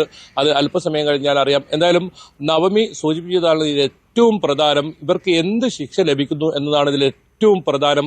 പ്രത്യേകിച്ച് CPMന്റെ ഉന്നത നേതാക്കൾ ഇതിൽ ഉൾപ്പെട്ടിട്ടുണ്ട്. അവരെ കോടതി കുറ്റക്കാരാണെന്ന് കണ്ടെത്തിയിട്ടുണ്ട്. ഉദുമ മുൻ MLA KB Kunhiraman, Kanhangad block panchayat president K. Manikandan ഉൾപ്പെടെയുള്ള അവരുടെ ശിക്ഷ എന്തായിരിക്കും എന്നതാണ് ഏറ്റവും പ്രധാനം. നേരത്തെ പെരിയ ലോക്കൽ കമ്മിറ്റി അംഗമായിരുന്ന ഇതിലെ കേസിലെ 1-ാം പ്രതിയായ A. പീതാംബരനെ നേരത്തെ തന്നെ പാർട്ടി പുറത്താക്കിയും തള്ളിപ്പറയുന്ന സാഹചര്യം ഉണ്ടായിരുന്നു. പക്ഷെ അതുപോലെയല്ല മറ്റ് നേതാക്കളുടെ കാര്യം. ഏതായാലും 6ഓളം CPMന്റെ നേതാക്കളാണ് ഇതിൽ പ്രതികളായി ഇപ്പോൾ CBI കണ്ടെത്തിയിരിക്കുന്നത്. അത് തന്നെയാണ് ഇതിൽ ഏറ്റവും പ്രധാനം. ഇതിൽ അശ്വതി നേരത്തെ സൂചിപ്പിച്ചതുപോലെ തന്നെ ഈ കേസ് ഏതായാലും നിയമ പോരാട്ടം വീണ്ടും തുടരും എന്ന് തന്നെയാണ് പ്രതിഭാഗമായാലും കൃപേഷിന്റെയും ശരത്ലാലിന്റെയും കുടുംബമായാലും നേരത്തെ വ്യക്തമാക്കിയിരിക്കുന്നത്. അപ്പീൽ നൽകുമെന്ന കാര്യത്തിൽ നേരത്തെ തന്നെ അവർ പറഞ്ഞിട്ടുണ്ട്. അത് ഇതിൽ എന്ത് ശിക്ഷ വരുന്നു അതനുസരിച്ച് മറ്റ് തുടർ നടപടികൾ എന്നായിരുന്നു അവർ പറഞ്ഞത്. ഏതായാലും ഈ പെരിയ അതുപോലെ തന്നെ കല്ലോട്ട് പ്രദേശം അതിശക്തമായ പോലീസിനെ വിന്യസിച്ചിട്ടുണ്ട്. ഏതെങ്കിലും തരത്തിൽ സംഘർഷാവസ്ഥ നമുക്കറിയാം. 2019 ഫെബ്രുവരി 17 പറയുന്ന ആ ദിവസം, ഈ കൊലപാതകം നടന്ന ദിവസം, അന്ന് റിപ്പോർട്ടിങ്ങിനായി ആ സ്ഥലത്ത് പോയ ഒരാളാണ് ഞാൻ. അന്ന് വലിയ തോതിൽ സംഘർഷമുണ്ടായ ഒരു സാഹചര്യം ഉണ്ടായിരുന്നു. നിരവധി കടകൾക്ക് നേരെ, നിരവധി വീടുകൾക്ക് നേരെ ഒക്കെ വലിയ തോതിൽ ആക്രമണം. അത് ആഴ്ചകളും മാസങ്ങളോളം നീണ്ടു നിൽക്കുന്ന ഒരു സാഹചര്യം ഉണ്ടായിരുന്നു. പിന്നീട് അത് രാഷ്ട്രീയ ചർച്ചയ്ക്ക് ഇടയാക്കി. അത് 1 വർഷത്തോളം നീണ്ടു നിന്നു. ഇപ്പോഴും പെരിയ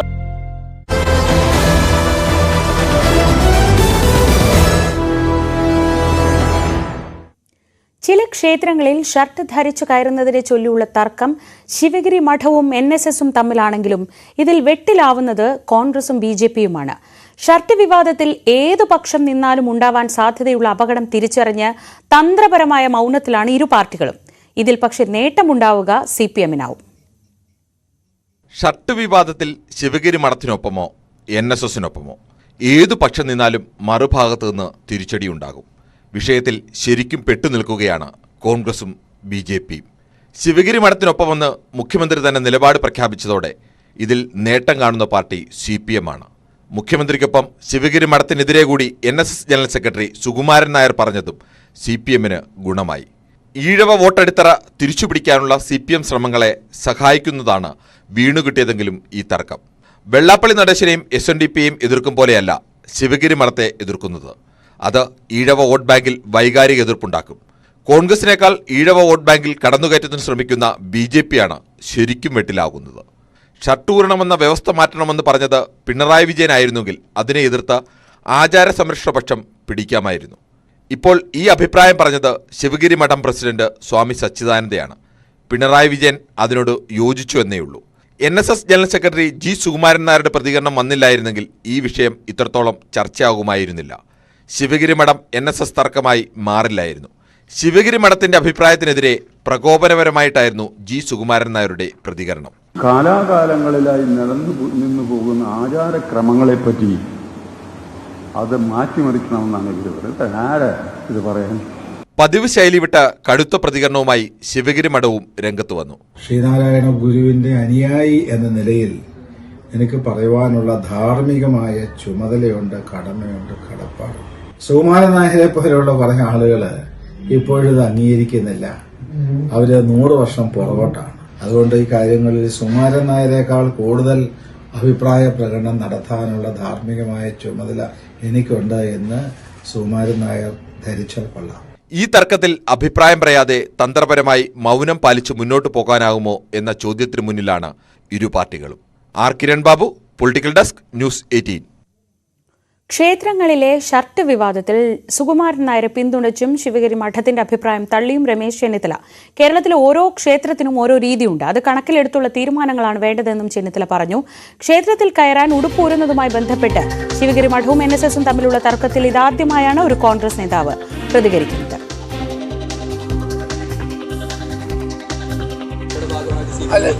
അല്ല, അത്തരം ഒരു വിവാദത്തിലേക്ക് ഞാൻ കടക്കാൻ ആഗ്രഹിക്കുന്നില്ല.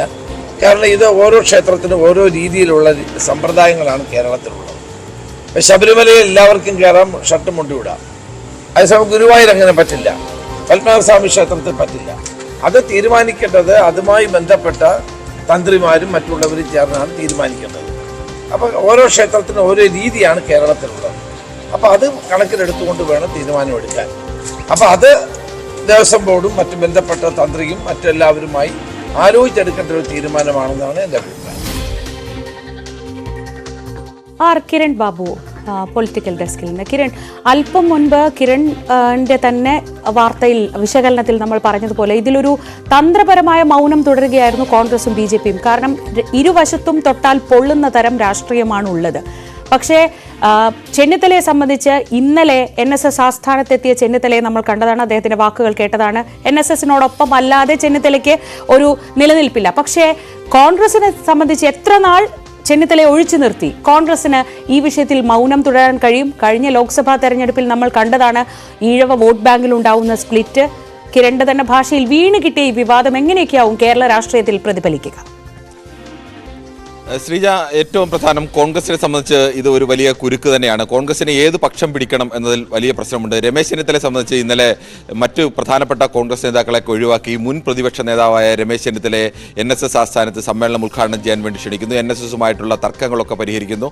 ഇന്നലെ G. സുകുമാരൻ നായർ തന്നെ NSSന്റെ ജനറൽ സെക്രട്ടറി തന്നെ പറയുന്നു NSSന്റെ പുത്രനാണ് രമേശ് ചെന്നിത്തല എന്ന മട്ടിലെല്ലാം പറയുന്നു. ആ ഘട്ടത്തിൽ ഇന്നലെ സുകുമാരൻ നായർ വാക്കുകൾക്ക് ആദ്യം അഭിപ്രായം പറഞ്ഞത് ശിവഗിരി മഠത്തിന്റെ പ്രസിഡന്റ് സ്വാമി സച്ചിദാനന്ദ ആ അഭിപ്രായത്തെ പിന്തുണച്ച് മുഖ്യമന്ത്രി പിണറായി വിജയനെത്തി.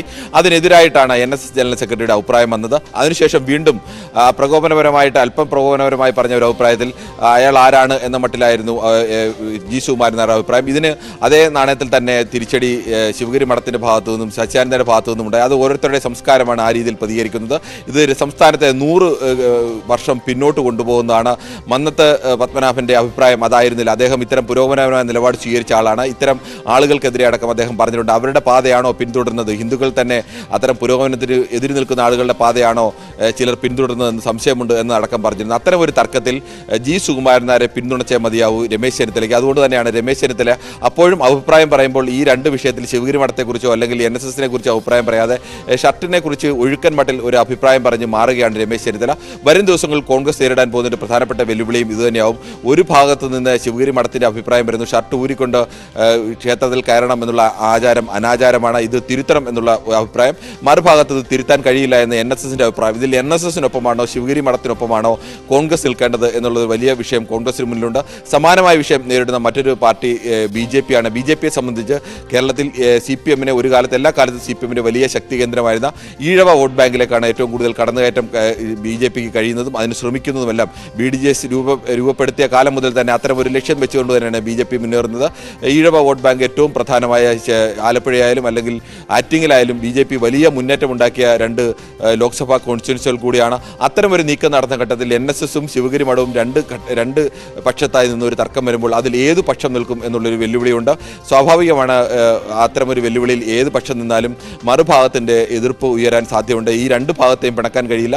CPMനെ സംബന്ധിച്ചാണെങ്കിൽ അങ്ങനെയല്ല. CPM വ്യക്തമായി തന്നെ ഒരു അഭിപ്രായം പറഞ്ഞു കഴിഞ്ഞു. CPMന് പ്രധാനം ശിവഗിരി മഠത്തിൻ്റെ അഭിപ്രായമായി യോജിച്ചു നിൽക്കുന്നുവെന്ന് മുഖ്യമന്ത്രി തന്നെ നിലപാട് വ്യക്തമാക്കിയ സ്ഥിതിക്ക് അവിടെ CPMന് രാഷ്ട്രീയമായും അല്ലെങ്കിൽ വോട്ട് രാഷ്ട്രീയത്തിലേക്ക് വന്നാൽ അവിടെയും അവർ ഒരു നേട്ടം കാണുന്നുണ്ട്.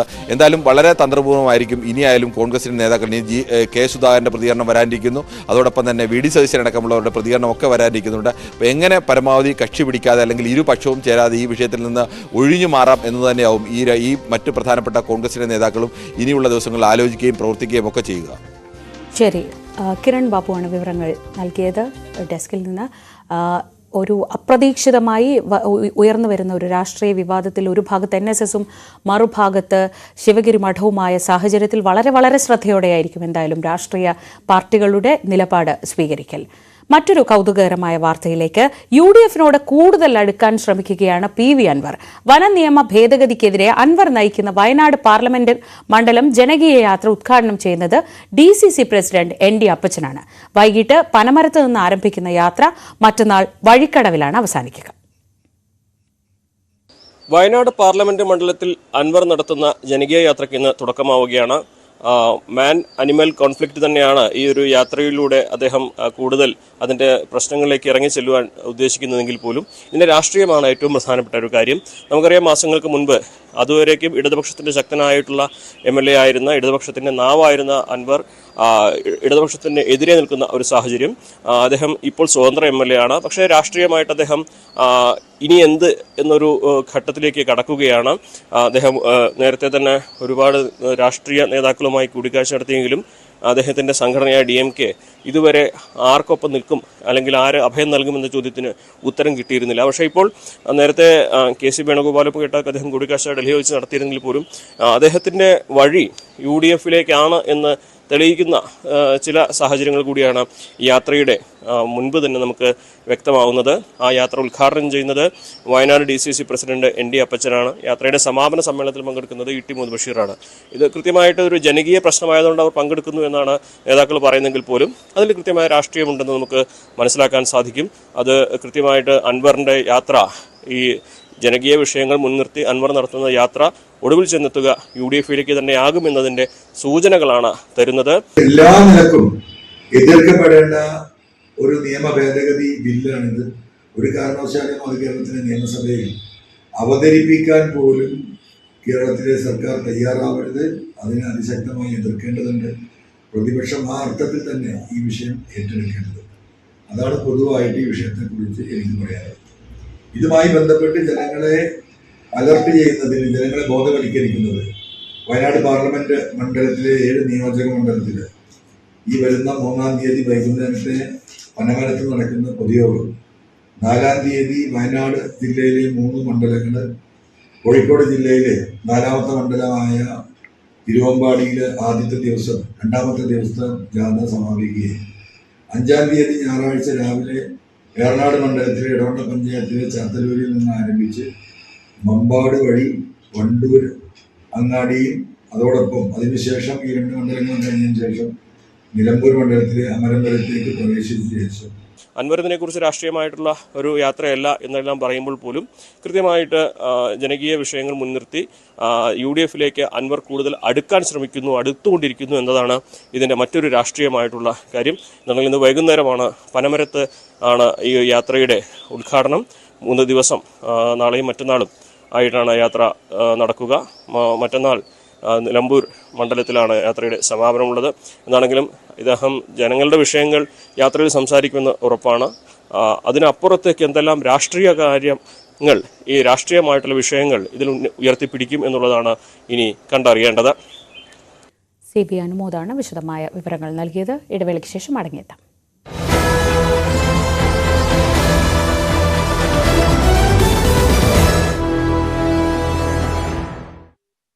ഒരുപാട് നേതാക്കൾ ഇന്ന് എത്തുമെന്നാണ് അറിയിച്ചിട്ടുള്ളത്. ഏതായാലും രാജ്മോഹൻ ഉണ്ണിത്താൻ MP രാവിലെ മുതൽ തന്നെ അവിടെ ഉണ്ടാവും. ഇതിൽ ഈ കൊല്ലപ്പെട്ട കൃപേഷിന്റെ അച്ഛൻ കൃഷ്ണനും ശരത് ലാലിന്റെ അമ്മയും സഹോദരിയും അമൃതയും ഇവർ കൊച്ചിയിലേക്ക് പോയിട്ടുണ്ട്. ഈ ശരത് ലാലിന്റെ അച്ഛൻ സത്യനാരായണൻ ഇന്ന് സ്മൃതി മണ്ഡപത്തിൽ തന്നെ ഉണ്ടാകും. നമുക്ക് മനസ്സിലാക്കാൻ സാധിക്കുന്നത് ഡീൻ കുര്യാക്കോസിനെ പോലുള്ള ഒരുപാട് നേതാക്കൾ ഇന്ന് എത്തുന്നുണ്ട്. അത് അല്പസമയം കഴിഞ്ഞാൽ അറിയാം. എന്തായാലും നവമി സൂചിപ്പിച്ചതാണ് ഏറ്റവും പ്രധാനം. ഇവർക്ക് എന്ത് ശിക്ഷ ലഭിക്കുന്നു എന്നതാണ് ഇതിൽ ഏറ്റവും പ്രധാനം. പ്രത്യേകിച്ച് CPM-ന്റെ ഉന്നത നേതാക്കൾ ഇതിൽ ഉൾപ്പെട്ടിട്ടുണ്ട്. അവരെ കോടതി കുറ്റക്കാരാണെന്ന് കണ്ടെത്തിയിട്ടുണ്ട്. ഉദുമ മുൻ MLA KB Kunhiraman, Kanhangad block panchayat president K Manikandan ഉൾപ്പെടെയുള്ള അവരുടെ ശിക്ഷ.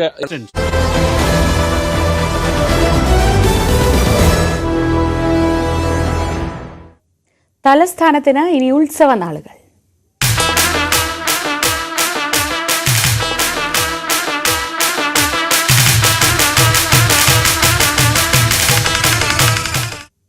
സംസ്ഥാന സ്കൂൾ കലോത്സവത്തോടനുബന്ധിച്ചുള്ള സ്വർണ്ണക്കപ്പ് ഘോഷയാത്ര തിരുവനന്തപുരത്തെത്തി.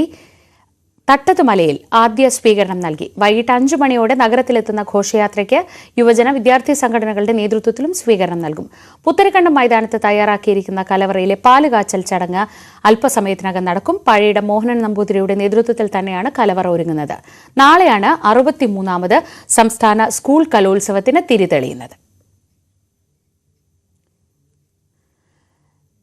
സംസ്ഥാന സ്കൂൾ കലോത്സവത്തോടനുബന്ധിച്ച് ആഘോഷമായി കലവറ നിറയ്ക്കൽ ചടങ്ങ് നടന്നു. തിരുവനന്തപുരം ജില്ലയിലെ വിവിധ സ്കൂളുകളിൽ നിന്ന് വിദ്യാർത്ഥികളുടെയും രക്ഷിതാക്കളുടെയും സഹായത്തോടെയാണ് കലവറ നിറയ്ക്കലിനോടനുബന്ധിച്ചുള്ള ഭക്ഷ്യവസ്തുക്കൾ ശേഖരിച്ചത്.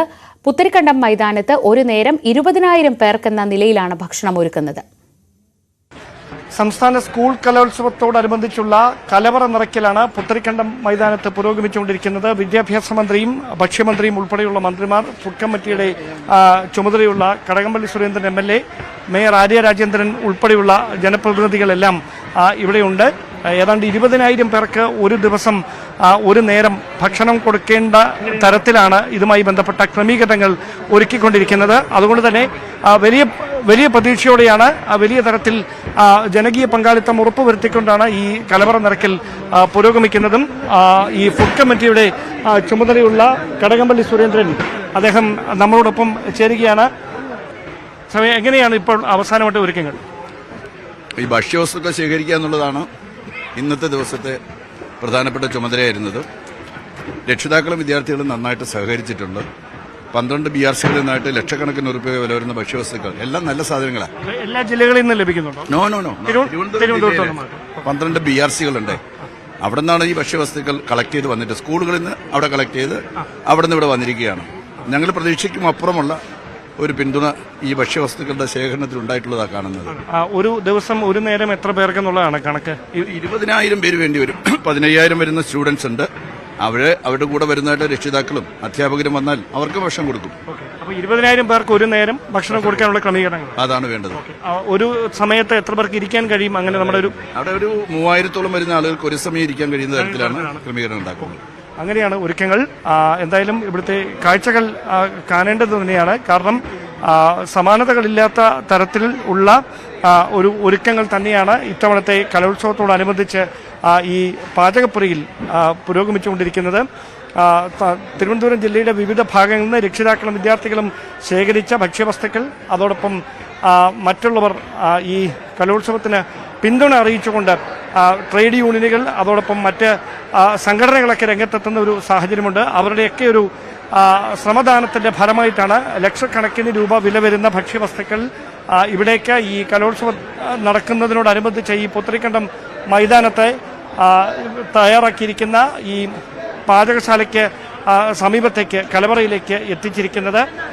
ഏതാണ്ട് 20,000 പേർക്ക് ഒരു നേരമെന്ന് പറയുമ്പോൾ ഒരു ദിവസം 3 നേരം ഇങ്ങനെ ഭക്ഷണം വിടുമ്പോൾ ഏതാണ്ട് 60,000-ഓളം ആളുകൾക്ക് ഒരു ദിവസം രാവിലെയും ഉച്ചയ്ക്കും വൈകിട്ടുമായി ഭക്ഷണം നൽകേണ്ട തരത്തിലാണ് ഇതുമായി ബന്ധപ്പെട്ട ക്രമീകരണങ്ങൾ. അതുകൊണ്ട് തന്നെ വിപുലമായ ഒരുക്കങ്ങളാണ് പുരോഗമിച്ചുകൊണ്ടിരിക്കുന്നത്. അടുത്ത ദിവസം 3-ാം തീയതി മുതൽ തന്നെ വിവിധ ജില്ലകളിൽ നിന്ന് വിദ്യാർത്ഥികളും രക്ഷിതാക്കളും ഇവിടേക്ക് എത്തിത്തുടങ്ങും. 4-ാം തീയതിയാണ് ഉദ്ഘാടനം, ഈ കലോത്സവത്തിൻ്റെ ഔദ്യോഗിക ഉദ്ഘാടനം നടക്കുക. പക്ഷേ അന്ന് രാവിലെ മുതൽ തന്നെ പ്രഭാത ഭക്ഷണം കൊടുത്തുകൊണ്ടായിരിക്കും ഇവിടുത്തെ പാചകപ്പുരയിലെ ഈ ഭക്ഷണം നൽകുന്നതുമായി ബന്ധപ്പെട്ടിട്ടുള്ള നടപടികളൊക്കെ ആരംഭിക്കുക. എന്തായാലും വലിയ തരത്തിൽ ഒരു ജനകീയ പങ്കാളിത്തം ഉറപ്പുവരുത്തിക്കൊണ്ടാണ് ഇത്തവണ ഈ ഊട്ടുശാലയിൽ ഈ ഭക്ഷ്യവസ്തുക്കൾ ശേഖരിക്കുകയും അത് പാകം ചെയ്യുകയും ചെയ്യുന്നതടക്കമുള്ള നടപടികളിലേക്ക് കടക്കുന്നത്. വലിയ തരത്തിൽ ജനകീയ പങ്കാളിത്തം ഉറപ്പുവരുത്തിക്കൊണ്ടാണ്. അത് വിദ്യാഭ്യാസ വകുപ്പിന് വലിയ തരത്തിൽ പ്രതീക്ഷ നൽകുന്ന ഒരു കാര്യം തന്നെയാണ്. കാരണം ലക്ഷക്കണക്കിന് രൂപ ചെലവ് വരുന്ന ഒരു സംഘാടനത്തിലടക്കം വലിയ തരത്തിലുള്ള സാമ്പത്തിക ചെലവ് വരുന്ന ഒരു കാര്യത്തിൽ രക്ഷിതാക്കളുടെയും വിദ്യാർത്ഥികളുടെയും സഹകരണം ഉറപ്പുവരുത്താൻ കഴിഞ്ഞതിലൂടെ വലിയ ചെലവാകുന്ന അല്ലെങ്കിൽ ലക്ഷക്കണക്കിന് രൂപ ചെലവാകുന്ന ഭക്ഷ്യവസ്തുക്കൾ സൗജന്യമായി ഈ കലവറയിലേക്ക് എത്തിയിരിക്കുന്നു എന്നതാണ് ഈ കലവറ നിറയ്ക്കൽ എന്ന ഒരു പരിപാടിയിലൂടെ അത് ഫലം കണ്ടത് എന്ന് തന്നെയാണ് അതിന് നേതൃത്വം നൽകുന്ന അധികൃതരൊക്കെ വ്യക്തമാക്കുകയും ചെയ്യുന്നത്. എന്തായാലും അടുത്ത ദിവസമാണ് ഈ കലോത്സവത്തോടനുബന്ധിച്ചുള്ള സ്വർണ്ണക്കപ്പ് ഘോഷയാത്ര അടക്കം ഇവിടേക്ക് തലസ്ഥാനത്തേക്ക് എത്തുകയാണ്. അതുമായി ബന്ധപ്പെട്ട ഒരുക്കങ്ങൾ മറുവശത്ത് പുരോഗമിച്ചുകൊണ്ടിരിക്കുകയാണ്. 63ാമത് സംസ്ഥാന സ്കൂൾ കലോത്സവത്തിന് തിരിതെളിയാൻ ഒരു ദിവസം മാത്രം ബാക്കി നിൽക്കുമ്പോൾ ഇവിടെയും പാചകപ്പുരയിലും ഒരുക്കങ്ങൾ അവസാന ഘട്ടത്തിൽ പുരോഗമിച്ചുകൊണ്ടിരിക്കുകയാണ്. ക്യാമറമാൻ സി വിനോദിനൊപ്പം ഡാൻ കുര്യൻ, ന്യൂസ് 18. കലോത്സവത്തെ തുടർന്ന് ജനുവരി 8 വരെ തിരുവനന്തപുരം നഗരത്തിൽ ഗതാഗത നിയന്ത്രണം ഏർപ്പെടുത്തിയിട്ടുണ്ട്. കിഴക്കേക്കോട്ട മുതൽ പഴവങ്ങാടി ഗണപതി ക്ഷേത്രം വരെയുള്ള ഭാഗത്ത് ബസ്സുകൾ എത്തുന്നതിൽ നിയന്ത്രണമുണ്ടാവും. ഈ ഭാഗത്തു നിന്നുള്ള ബസ് സർവീസുകൾ അട്ടക്കുളങ്ങര, വെട്ടിമുറിച്ചകോട്ട, കോട്ടയ്ക്കകം എന്നിവിടങ്ങളിലുള്ള പാർക്കിംഗ് കേന്ദ്രങ്ങളിൽ നിന്നും സർവീസ് നടത്തും. വലിയ വാഹനങ്ങൾക്ക് ആറ്റുകാൽ ക്ഷേത്ര പാർക്കിംഗ് ഗ്രൗണ്ടിലും പൂജപ്പുര ഗ്രൗണ്ടിലും പാർക്കിംഗ് ഒരുക്കിയിട്ടുണ്ട്. കാറുകൾ ഉൾപ്പെടെയുള്ള ചെറിയ വാഹനങ്ങൾ പുളിമൂട് മുതൽ ആയുർവേദ കോളേജ് വരെയും ആയുർവേദ കോളേജ് മുതൽ കുന്നുംപുറം വരെയുമുള്ള റോഡിൽ, ഒപ്പം യൂണിവേഴ്സിറ്റി സെനറ്റ് ഹാൾ പരിസരത്തും സംസ്കൃത കോളേജ് പാർക്കിംഗ് ഗ്രൗണ്ടിലും പാർക്ക് ചെയ്യാൻ സൗകര്യമൊരുക്കും. മറ്റു വാർത്തകൾ നോക്കാം. കലൂർ സ്റ്റേഡിയം അപകടത്തിൽ അറസ്റ്റിലായ മൃദംഗ വിഷൻ MD നികോഷ് കുമാറിനെ ഇന്ന് കോടതിയിൽ ഹാജരാക്കും. ജാമ്യമില്ലാ വകുപ്പുകളാണ് പരിപാടിയുടെ സംഘാടകനായ നികോഷ് കുമാറിനെതിരെ ചുമത്തിയിരിക്കുന്നത്. നൃത്ത പരിപാടിയെ തുടർന്ന് മൈതാനത്ത് കേടുപാടുകൾ ഉണ്ടായോ എന്ന് ഇതിനിടയിൽ കേരള ബ്ലാസ്റ്റേഴ്സ് അധികൃതരും GCDAയും സംയുക്തമായി പരിശോധിക്കും. അപകടത്തിൽ പരിക്കേറ്റ് ചികിത്സയിൽ തുടരുന്ന ഉമാ തോമസിന്റെ ആരോഗ്യനിലയിൽ നേരിയ പുരോഗതിയുണ്ട്. അതിനിടെ കലൂർ അപകടത്തെ തുടർന്ന് രജിസ്റ്റർ ചെയ്ത സാമ്പത്തിക തട്ടിപ്പ് കേസിൽ Mridanga vision MD Nikosh Kumar, CEO Shabeer Abdul Raheem, C Mini എന്നിവർ മുൻകൂർ ജാമ്യം തേടി ഹൈക്കോടതിയെ സമീപിച്ചിട്ടുണ്ട്. നവമി ദിനേശ് വിവരങ്ങളുമായി. നവമി, ഇതിപ്പോൾ 2 തരത്തിൽ ഇന്ന് ഈ വിഷയത്തിൽ ചില കാര്യങ്ങൾ നടക്കുന്നുണ്ട്. ഒന്ന്, ഈ ഗ്രൗണ്ടിന് എന്തെങ്കിലും പറ്റിയിട്ടുണ്ടോ എന്ന കാര്യത്തിൽ, പ്രത്യേകിച്ച് കാരവൻ കയറ്റിയിട്ടുണ്ട്. ദിവ്യ ഉണ്ണി നിന്നത് ഈ ഗ്രൗണ്ടിലായിരുന്നു. അതൊന്നും യാതൊരു രീതിയിലും അനുവദിക്കാൻ കഴിയില്ലായിരുന്നു എന്ന നിലപാടിലാണ് ബ്ലാസ്റ്റേഴ്സ് ടീമും ഒപ്പം GCDAയും ഉള്ളത്. അവരുടെ പരിശോധന ഒരു വശത്ത് നടക്കുന്നുണ്ട്, നിയമപരമായ നടപടിക്രമങ്ങൾ മറ്റൊരു വശത്തുമുണ്ട്. ഈ ഹൈക്കോടതിയെ ഇവർ സമീപിക്കുന്ന ഈ സാമ്പത്തിക തട്ടിപ്പ് കേസിലും ചില സംഭവവികാസങ്ങൾ നടക്കുന്നു. എന്തൊക്കെയാണ് ഇതുമായി ബന്ധപ്പെട്ട് ഇന്നത്തെ ദിവസം നടക്കാനിടയുള്ളത്?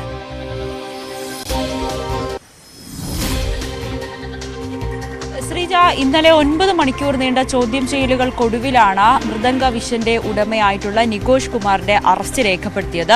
ഇന്ന് കോടതിയിൽ ഹാജരാക്കും. അതേസമയം തന്നെയാണ് നികോഷ് കുമാർ ഈ സാമ്പത്തിക തട്ടിപ്പ് കേസിൽ ഹൈക്കോടതിയിൽ മുൻകൂർ ജാമ്യ അപേക്ഷയ്ക്കായി സമർപ്പിച്ചിട്ടുണ്ട്.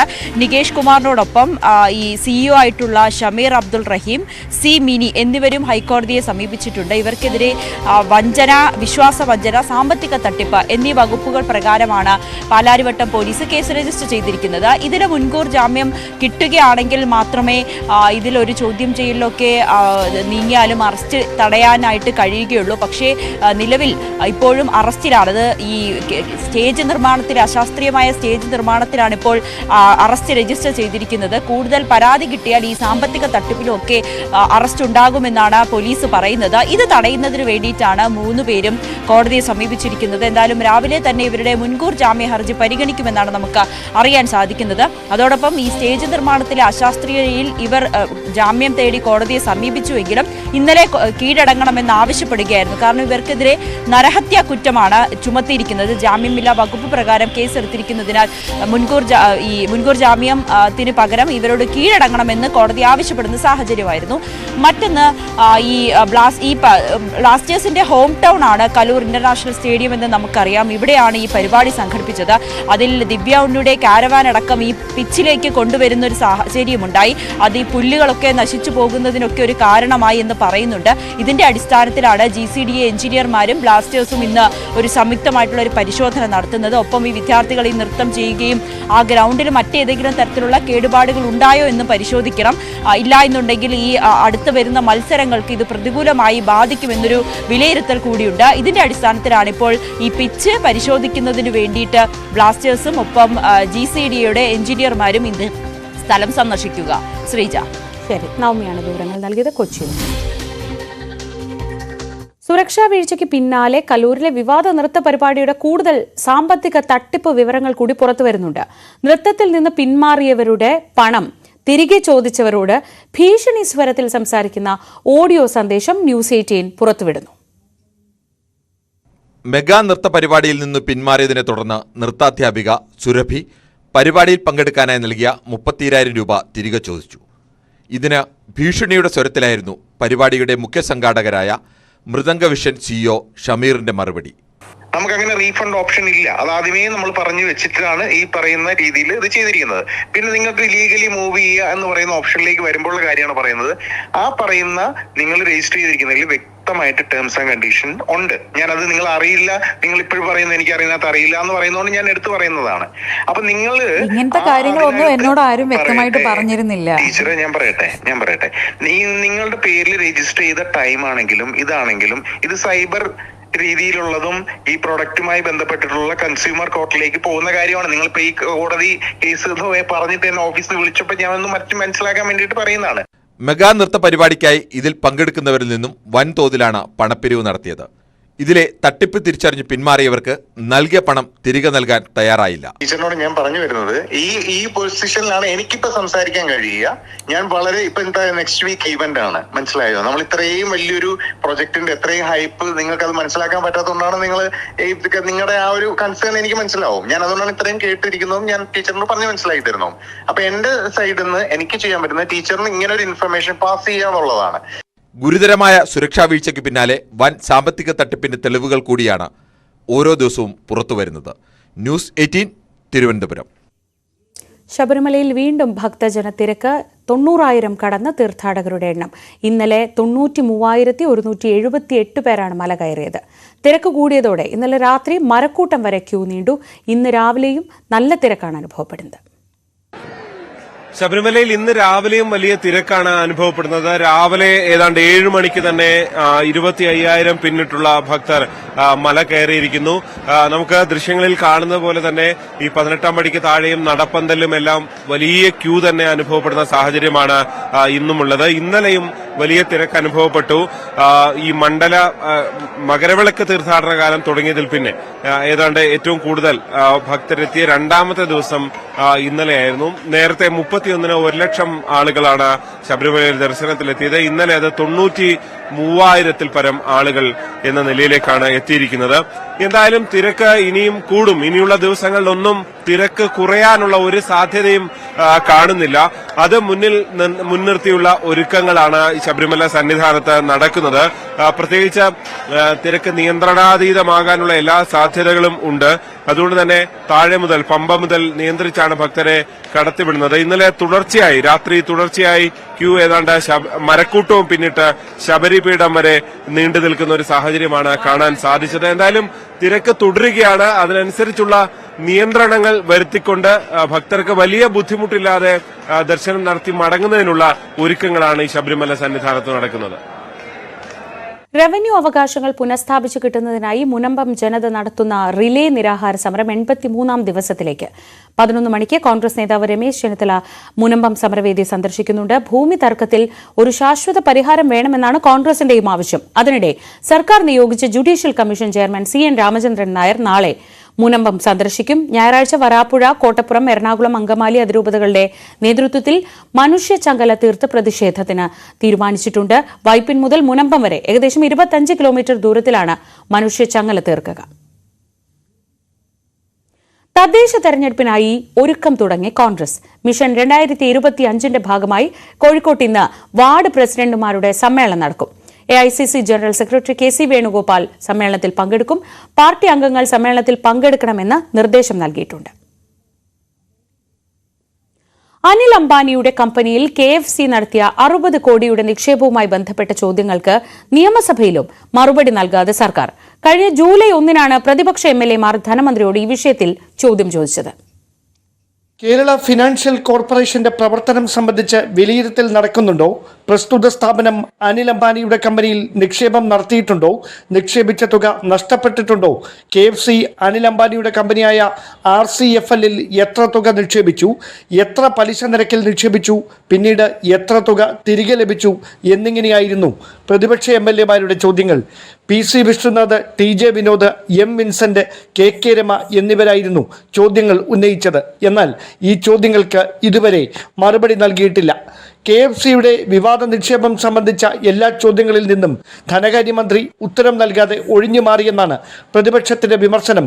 നടന്നത് ബിസിനസ് ഡീലാണെന്നും മാനദണ്ഡങ്ങൾ ഉറപ്പുവരുത്തിയിട്ടുണ്ടെന്നും മുൻ ധനകാര്യമന്ത്രി തന്നെ വിശദീകരിക്കുമ്പോഴും സംഭവിച്ച നഷ്ടത്തിന് ആരുത്തരവാദിത്തമേൽക്കും എന്നതിൽ ധനകാര്യ വകുപ്പിന് ഇപ്പോഴും മറുപടിയില്ല. PF നിക്ഷേപത്തിൽ വകയിരുത്തിയിരുന്ന തുകയിലെ ഒരു വിഹിതമാണ് KFC അനിൽ അംബാനിയുടെ കമ്പനിയിൽ നിക്ഷേപിച്ചതെന്നാണ് സൂചന. സാമ്പത്തിക പ്രതിസന്ധിയെ തുടർന്ന് കമ്പനി അടച്ചുപൂട്ടിയതോടെ നഷ്ടപരിഹാരം ലഭിക്കുന്നതുമായി ബന്ധപ്പെട്ട് മുംബൈ ഹൈക്കോടതിയിൽ നടക്കുന്ന കേസിൽ അനുകൂല വിധിയുണ്ടാകുമെന്ന പ്രതീക്ഷയിലാണ് ധനകാര്യ വകുപ്പ്. ന്യൂസ് 18 തിരുവനന്തപുരം. കരിപ്പൂർ വിമാനത്താവളത്തിൽ എയർ ഇന്ത്യ എക്സ്പ്രസ് വിമാനത്തിന്റെ എമർജൻസി ലാൻഡിംഗ്. ദുബായിൽ നിന്ന് കരിപ്പൂരിലേക്ക് വന്ന IX-344 വിമാനമാണ് ലാൻഡിംഗ് ഗിയറിലെ ഹൈഡ്രോളിക് പ്രശ്നം കാരണം അടിയന്തരമായി നിലത്തിറക്കിയത്. അടിയന്തര സാഹചര്യങ്ങൾ നേരിടാനുള്ള തയ്യാറെടുപ്പുകൾ വിമാനത്താവളത്തിൽ നടത്തിയിരുന്നു. രാവിലെ 8:15 വിമാനം സുരക്ഷിതമായി കരിപ്പൂരിൽ ലാൻഡ് ചെയ്തു.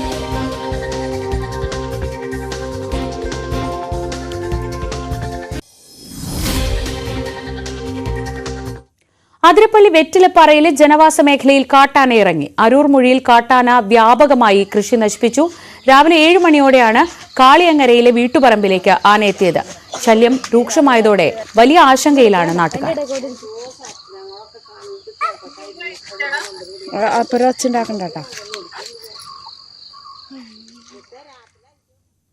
വിള ഇൻഷുറൻസ് പദ്ധതിയിൽ ഏലം കൃഷി ഇൻഷുർ ചെയ്യുന്നതിനുള്ള കുറഞ്ഞ പരിധി 1 ഏക്കർ ആക്കിയതിന്റെ ആശ്വാസത്തിലാണ് ഇടുക്കിയിലെ കർഷകർ.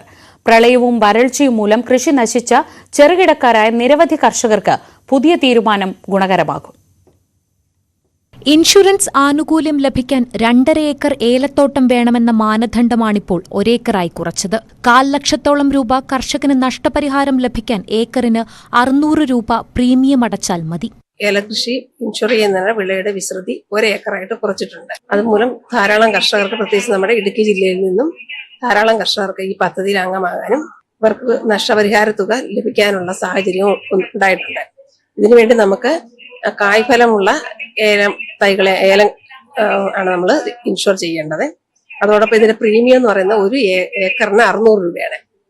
അത് 3 വർഷത്തേക്ക് ഒരുമിച്ച് അടയ്ക്കുകയാണെങ്കിൽ 1,500 രൂപ അടച്ചാൽ മതിയാകും. ഇതിന് നഷ്ടപരിഹാര തുക 1 ഏക്കറിന് 24,000 രൂപ നമുക്ക് എന്തെങ്കിലും വിളനാശം സംഭവിക്കുന്ന സാഹചര്യത്തിൽ കർഷകർക്ക് ലഭിക്കുന്നതായിരിക്കും. പുതിയ ഉത്തരവ് പ്രകാരം ആയിരക്കണക്കിന് ചെറുകിട നാമമാത്ര കർഷകരും ആനുകൂല്യത്തിന്റെ പരിധിയിൽ വരും. 2018 പ്രളയത്തിലും കഴിഞ്ഞ വർഷത്തെ വരൾച്ചയിലും ഇടുക്കിയിലെ ഏലം കൃഷിയുടെ പാതിയും നശിച്ചുപോയിരുന്നു. മുൻകാല പ്രാബല്യത്തോടെ നഷ്ടപരിഹാരം ലഭിച്ചാൽ ഏറെ ആശ്വാസമാകുമെന്നും കർഷകർ പറയുന്നു. വിള ഇൻഷുറൻസുമായിട്ട് ബന്ധപ്പെട്ട് ഈ അടുത്ത നാളിൽ ഇറങ്ങിയ സർക്കാർ ഉത്തരവ് തീർച്ചയായിട്ടും ചെറുകിട കർഷകരെ സംബന്ധിച്ചിടത്തോളം വളരെ ആശ്വാസകരമാണ്. കാരണം നേരത്തെ 1 ഹെക്ടർ വരെയും ഉള്ള ആൾക്കാർക്ക് വിള ഇൻഷുറൻസ് ചെയ്യാൻ സാധിക്കുമായിരുന്നു. എന്നാൽ ഇതിപ്പം 1 ഏക്കർ മുകളിലോട്ടുള്ളവർക്ക് 1 ഏക്കർ വരെ ഉള്ളവർക്ക് വിള ഇൻഷുറൻസ് ചെയ്യാനുള്ള സർക്കാർ ഉത്തരവ് തീർച്ചയായിട്ടും കർഷകരെ സംബന്ധിച്ച് വളരെ ആശ്വാസകരമാണ്. കഴിഞ്ഞ കാലയളവിൽ വരൾച്ചയിൽ വലിയ അളവിൽ ഏലം കൃഷി നശിച്ചിരുന്നു. ഇത് ജില്ലയുടെ സാമ്പത്തിക അടിത്തറയെ തന്നെ പ്രതികൂലമായി ബാധിച്ചിട്ടുണ്ട്. ന്യൂസ് 18 ഇടുക്കി. വാർത്താരംഭം പൂർണ്ണമാവുന്നു. ഇടവേളയ്ക്ക് ശേഷം ന്യൂസ് ട്രെൻഡ്സുമായി രഞ്ജിത് രാമചന്ദ്രൻ.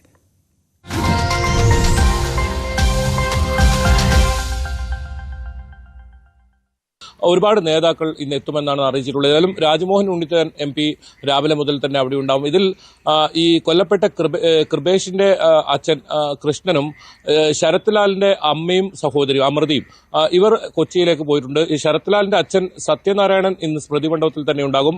നമുക്ക് മനസ്സിലാക്കാൻ സാധിക്കുന്നത് ഡീൻ കുര്യാക്കോസിനെ പോലുള്ള ഒരുപാട് നേതാക്കൾ ഇന്ന് എത്തുന്നുണ്ട്. അത് അല്പസമയം കഴിഞ്ഞാൽ അറിയാം. എന്തായാലും നവമി സൂചിപ്പിച്ചതാണ് ഏറ്റവും പ്രധാനം. ഇവർക്ക് എന്ത് ശിക്ഷ ലഭിക്കുന്നു എന്നതാണ് ഇതിൽ ഏറ്റവും പ്രധാനം. പ്രത്യേകിച്ച് CPMന്റെ ഉന്നത നേതാക്കൾ ഇതിൽ ഉൾപ്പെട്ടിട്ടുണ്ട്. അവരെ കോടതി കുറ്റക്കാരാണെന്ന് കണ്ടെത്തിയിട്ടുണ്ട്. ഉദുമ മുൻ MLA KV Kunhiraman, Kanhangad block panchayat president K Manikandan ഉൾപ്പെടെയുള്ള അവരുടെ ശിക്ഷ എന്തായിരിക്കും എന്നതാണ് ഏറ്റവും പ്രധാനം. നേരത്തെ പെരിയ ലോക്കൽ കമ്മിറ്റി അംഗമായിരുന്ന ഇതിലെ കേസിലെ 1-ാം പ്രതിയായ A പീതാംബരനെ നേരത്തെ തന്നെ പാർട്ടി പുറത്താക്കുകയും തള്ളിപ്പറയുന്ന സാഹചര്യം ഉണ്ടായിരുന്നു. പക്ഷെ അതുപോലെയല്ല മറ്റ് നേതാക്കളുടെ കാര്യം. ഏതായാലും 6ഓളം CPMന്റെ നേതാക്കളാണ് ഇതിൽ പ്രതികളായി ഇപ്പോൾ CBI കണ്ടെത്തിയിരിക്കുന്നത്. അത് തന്നെയാണ് ഇതിൽ ഏറ്റവും പ്രധാനം. ഇതിൽ അശ്വതി നേരത്തെ സൂചിപ്പിച്ചതുപോലെ തന്നെ ഈ കേസ് ഏതായാലും നിയമ പോരാട്ടം വീണ്ടും തുടരും എന്ന് തന്നെയാണ് പ്രതിഭാഗമായാലും കൃപേഷിന്റെയും ശരത്ലാലിന്റെയും കുടുംബമായാലും നേരത്തെ വ്യക്തമാക്കിയിരിക്കുന്നത്. അപ്പീൽ നൽകുമെന്ന കാര്യത്തിൽ നേരത്തെ തന്നെ അവർ പറഞ്ഞിട്ടുണ്ട്. ഇതിൽ എന്ത് ശിക്ഷ വരുന്നു അതനുസരിച്ച് മറ്റ് തുടർ നടപടികൾ എന്നായിരുന്നു അവർ പറഞ്ഞത്. ഏതായാലും ഈ പെരിയ അതുപോലെ തന്നെ കല്ലോട്ട് പ്രദേശം അതിശക്തമായ പോലീസിനെ വിന്യസിച്ചിട്ടുണ്ട്. ഏതെങ്കിലും തരത്തിൽ സംഘർഷാവസ്ഥ നമുക്കറിയാം 2019 ഫെബ്രുവരി 17 പറയുന്ന ആ ദിവസം, ഈ കൊലപാതകം നടന്ന ദിവസം, അന്ന് റിപ്പോർട്ടിങ്ങിനായി ആ സ്ഥലത്ത് പോയ ഒരാളാണ് ഞാൻ. അന്ന് വലിയ തോതിൽ സംഘർഷമുണ്ടായ ഒരു സാഹചര്യം ഉണ്ടായിരുന്നു. നിരവധി കടകൾക്ക് നേരെ, നിരവധി വീടുകൾക്ക് നേരെ ഒക്കെ വലിയ തോതിൽ ആക്രമണം. അത് ആഴ്ചകളും മാസങ്ങളോളം നീണ്ടു നിൽക്കുന്ന ഒരു സാഹചര്യം ഉണ്ടായിരുന്നു. പിന്നീട് അത് രാഷ്ട്രീയ ചർച്ചയ്ക്ക് ഇടയാക്കി. അത് 1 വർഷത്തോളം നീണ്ടു നിന്നു. ഇപ്പോഴും പെരിയ ഇരട്ട കൊലപാതകം എന്ന് പറയുമ്പോൾ ഓരോ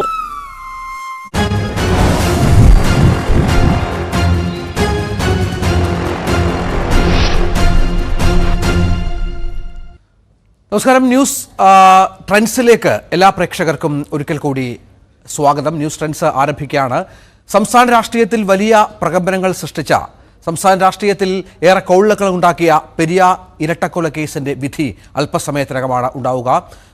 നമുക്കറിയാം CPMന്റെ മലബാർ മേഖലയിൽ അടിവേരിളക്കിയ കൊലപാതകമായിരുന്നു കൃപേഷിന്റെയും ശരത് ലാലിന്റെയും മറ്റും. മറ്റൊന്ന്, തിരഞ്ഞെടുപ്പുകളിൽ വലിയ തിരിച്ചടി CPM സംഭവിക്കുന്നത് കണ്ടു. കാസർഗോഡ് ജില്ല, CPMന്റെ കോട്ടയായ കാസർഗോഡൊക്കെ തുടർച്ചയായ തെരഞ്ഞെടുപ്പുകളിൽ CPM വലിയ തോതിൽ പരാജയപ്പെടുന്ന സാഹചര്യവും ലോക്സഭാ തെരഞ്ഞെടുപ്പിലടക്കം നമ്മൾ കണ്ടു. ഈ കേസിന്റെ സുപ്രധാനമായ ശിക്ഷാവിധി ഇന്നുണ്ടാകും. ആദ്യം പ്രധാന തലക്കെട്ടുകൾ. പെരിയ ഇരട്ടക്കൊല കേസിന്റെ ശിക്ഷാവിധി അല്പസമയത്തിനകം. പരമാവധി ശിക്ഷ വേണമെന്ന ആവശ്യവുമായി കുടുംബം. ഉച്ചയ്ക്ക് 12 മണിയോടെ ശിക്ഷാവിധി ഉണ്ടായേക്കും.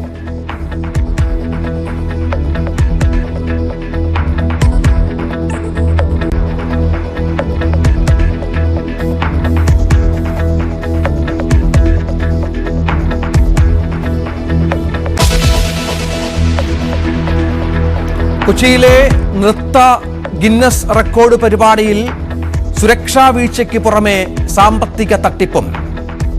ഡാൻസ് അധ്യാപികയുടെ ശബ്ദരേഖ പുറത്തുവിട്ട് ന്യൂസ് 18.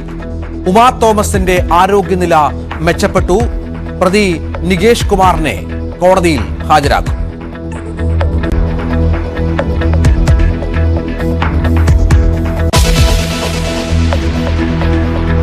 ഷർട്ടിട്ട് തൊഴിൽ വിവാദത്തിൽ G സുകുമാരൻ നായരെ പിന്തുണച്ചും ശിവഗിരി മഠത്തെ തള്ളിയും രമേശ് ചെന്നിത്തല. അപ്പൊ അത് കണക്കിലെടുത്തുകൊണ്ട് വേണം തീരുമാനമെടുക്കാൻ. അപ്പൊ അത് ദേവസ്വം ബോർഡും മറ്റു ബന്ധപ്പെട്ട തന്ത്രിയും മറ്റെല്ലാവരുമായി ആലോചിച്ചെടുക്കേണ്ട ഒരു തീരുമാനമാണെന്നാണ് എൻ്റെ അഭിപ്രായം. ഓരോ ക്ഷേത്രത്തിനും ഓരോ രീതി തീരുമാനമെടുക്കേണ്ടത് അതാത് ക്ഷേത്രങ്ങളെന്നും ചെന്നിത്തല.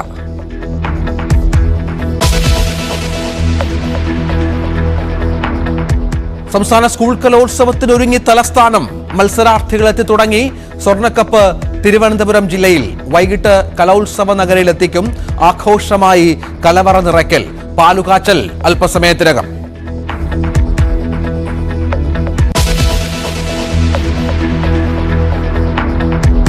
UDF-നൊപ്പം എത്താനുള്ള PV അൻവറിന്റെ ജനകീയ യാത്രയ്ക്ക് തുടക്കത്തിലെ കല്ലുകടി. ഉദ്ഘാടനം ചെയ്യാൻ DCC അധ്യക്ഷനെത്തില്ല. ജാഥയിൽ UDF നേതാക്കൾ പങ്കെടുക്കില്ല.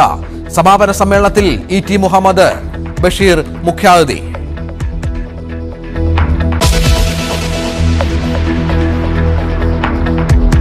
ഉത്തരേന്ത്യയിൽ കൊടും തണുപ്പിൽ മഞ്ഞിൽ മുങ്ങിയ ഡൽഹിയിൽ യെല്ലോ അലർട്ട്. ഹൈവേകൾ അടച്ചു. സംസ്ഥാനത്ത് ഉയർന്ന താപനില മുന്നറിയിപ്പ് തുടരുന്നു.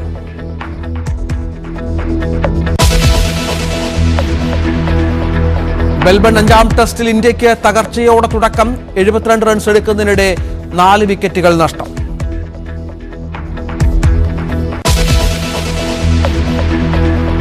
കേരള രാഷ്ട്രീയത്തിൽ വലിയ ചർച്ചയായ, സംസ്ഥാനത്തെ മനസാക്ഷിയെ ഞെട്ടിച്ച പെരിയ ഇരട്ടക്കൊലക്കേസിൽ ശിക്ഷാവിധി ഇന്നാണ്. CPM നേതാവും മുൻ MLA-യുമായ KV കുഞ്ഞിരാമനടക്കം കുറ്റക്കാരെന്ന് കണ്ടെത്തിയ 14 പ്രതികൾക്കുള്ള ശിക്ഷ കൊച്ചി CBI കോടതി പ്രഖ്യാപിക്കും. 24 പ്രതികളിൽ 10 പേരെ കോടതി വെറുതെ വിട്ടിരുന്നു. പെരിയ മുൻ ലോക്കൽ കമ്മിറ്റി അംഗം A. പീതാംബരനാണ് കേസിലെ 1ാം പ്രതി. കൊലപാതകത്തിൽ നേരിട്ട് പങ്കെടുത്ത 1 മുതൽ 8 വരെയുള്ള പ്രതികൾക്കെതിരെ കൊലക്കുറ്റം തെളിഞ്ഞിരുന്നു. ക്രിമിനൽ ഗൂഢാലോചന, തെളിവ് നശിപ്പിക്കൽ ഉൾപ്പെടെയുള്ള കുറ്റകൃത്യങ്ങളും തെളിയിക്കപ്പെട്ടിരുന്നു. വളരെ പ്രധാനപ്പെട്ട ഒരു ശിക്ഷാവിധിക്കാണ് നമ്മൾ സാക്ഷ്യം ആകാൻ പോകുന്നത്. കാരണം വലിയ നിയമപോരാട്ടങ്ങൾ കണ്ട, ഏതൊക്കെ തരത്തിൽ കേസുകൾ അട്ടിമറിക്കാമെന്ന് ഭരണ സംവിധാനങ്ങൾ തന്നെ തെളിയിച്ച, അനവധി വാദമുഖങ്ങൾക്ക് വേദിയായ കോടതി പരിസരമാണ് നമ്മൾ അന്ന് കണ്ടത്. അതിനുശേഷം ഇപ്പോൾ ശിക്ഷാവിധിക്കായി കാത്തിരിക്കുന്നു. കുടുംബാംഗങ്ങളുടെ പ്രതികരണമടക്കം വന്നിരുന്നു. നവമി ദിനേശ് ഏറ്റവും പുതിയ വിവരങ്ങളുമായി ചേരുന്നു. നവമി, 14 പ്രതികളാണ് ശിക്ഷ കുറ്റക്കാരായി കണ്ടെത്തിയത് കോടതി. അത് വളരെ നിർണായകമാണ്. കാരണം നമുക്കറിയാം, ഈ കേസിന്റെ നാൾവഴികളിലൂടെ സഞ്ചരിച്ചാൽ ക്രൈംബ്രാഞ്ച് അന്വേഷണം, വീണ്ടും ക്രൈംബ്രാഞ്ച് ടീമിനെ മാറ്റുന്ന പശ്ചാത്തലം, ഈ അന്വേഷണത്തിലൊന്നും തൃപ്തിപ്പെടാതെ കുടുംബം വീണ്ടും കോടതിയെ സമീപിക്കുന്നു. CBI വരുന്നു. CBI നേരത്തെ ക്രൈംബ്രാഞ്ച് കണ്ടെത്താത്ത പല മേഖലകളിലൂടെയും സഞ്ചരിക്കുന്നു. തുടർന്ന് CBIയുടെ ഇടപെടലിൽ CPM നേതാക്കളടക്കം നിരവധി ആളുകൾ പ്രതിയേർക്കപ്പെടുന്ന പശ്ചാത്തലമുണ്ടാകുന്നു. കുടുംബത്തിന് ഏതാണ്ട് സംതൃപ്തമായ ഒരു തീരുമാനം എത്തിയിട്ടുണ്ട് എങ്കിൽ പോലും പുറത്തു നിൽക്കുന്ന ആളുകൾ, അതായത് ഗൂഢാലോചനയിൽ പങ്കെടുത്ത നിരവധി ആളുകളുണ്ട് എന്നുള്ള വിശ്വാസം ഇപ്പോഴും ആ കുടുംബത്തിനുണ്ട്. ആ പിതാക്കന്മാരുടെ പ്രതികരണങ്ങൾ കണ്ടപ്പോൾ നമുക്കത് വ്യക്തമായതുമാണ്. എങ്ങനെ നമ്മൾ കാണണം? കാരണം കേരള രാഷ്ട്രീയത്തിൽ ഏറെ ആകാംക്ഷയോടെ കാത്തിരിക്കുന്ന ഒരു ശിക്ഷാവിധി കൂടിയാണല്ലോ ഇത്.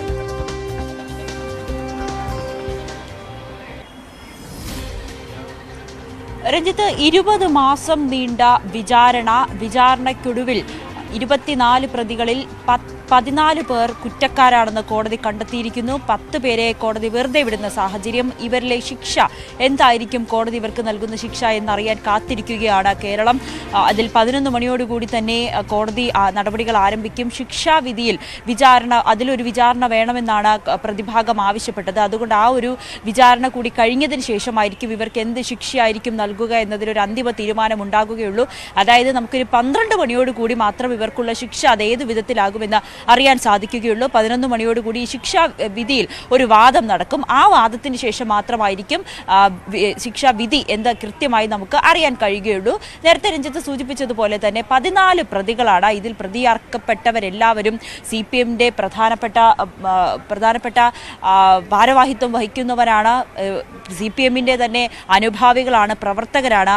ആ ഒരു സാഹചര്യത്തിൽ ഈ കേസ് പെരിയയിലെ ഇരട്ടക്കൊലപാതകം അത് സർക്കാരിനെയും CPMനെ സംബന്ധിച്ച് ഏറെ നിർണായകമായിട്ടുള്ളൊരു കേസ് കൂടിയായിരുന്നു. ഇതിലെ വിധി അതെന്താകും, ഇതിലെ ശിക്ഷാവിധി എന്താകുമെന്ന് കാത്തിരിക്കുകയാണ് രാഷ്ട്രീയ കേരളം. 1ാം പ്രതി A. പീതാംബരനാണ്. പീതാംബരന് ഈ പ്രതികൾ, ഈ കൊല്ലപ്പെട്ട കൃപേഷും ശരത്ലാലിനോടും വളരെ വൈരാഗ്യമുണ്ടായിരുന്നു.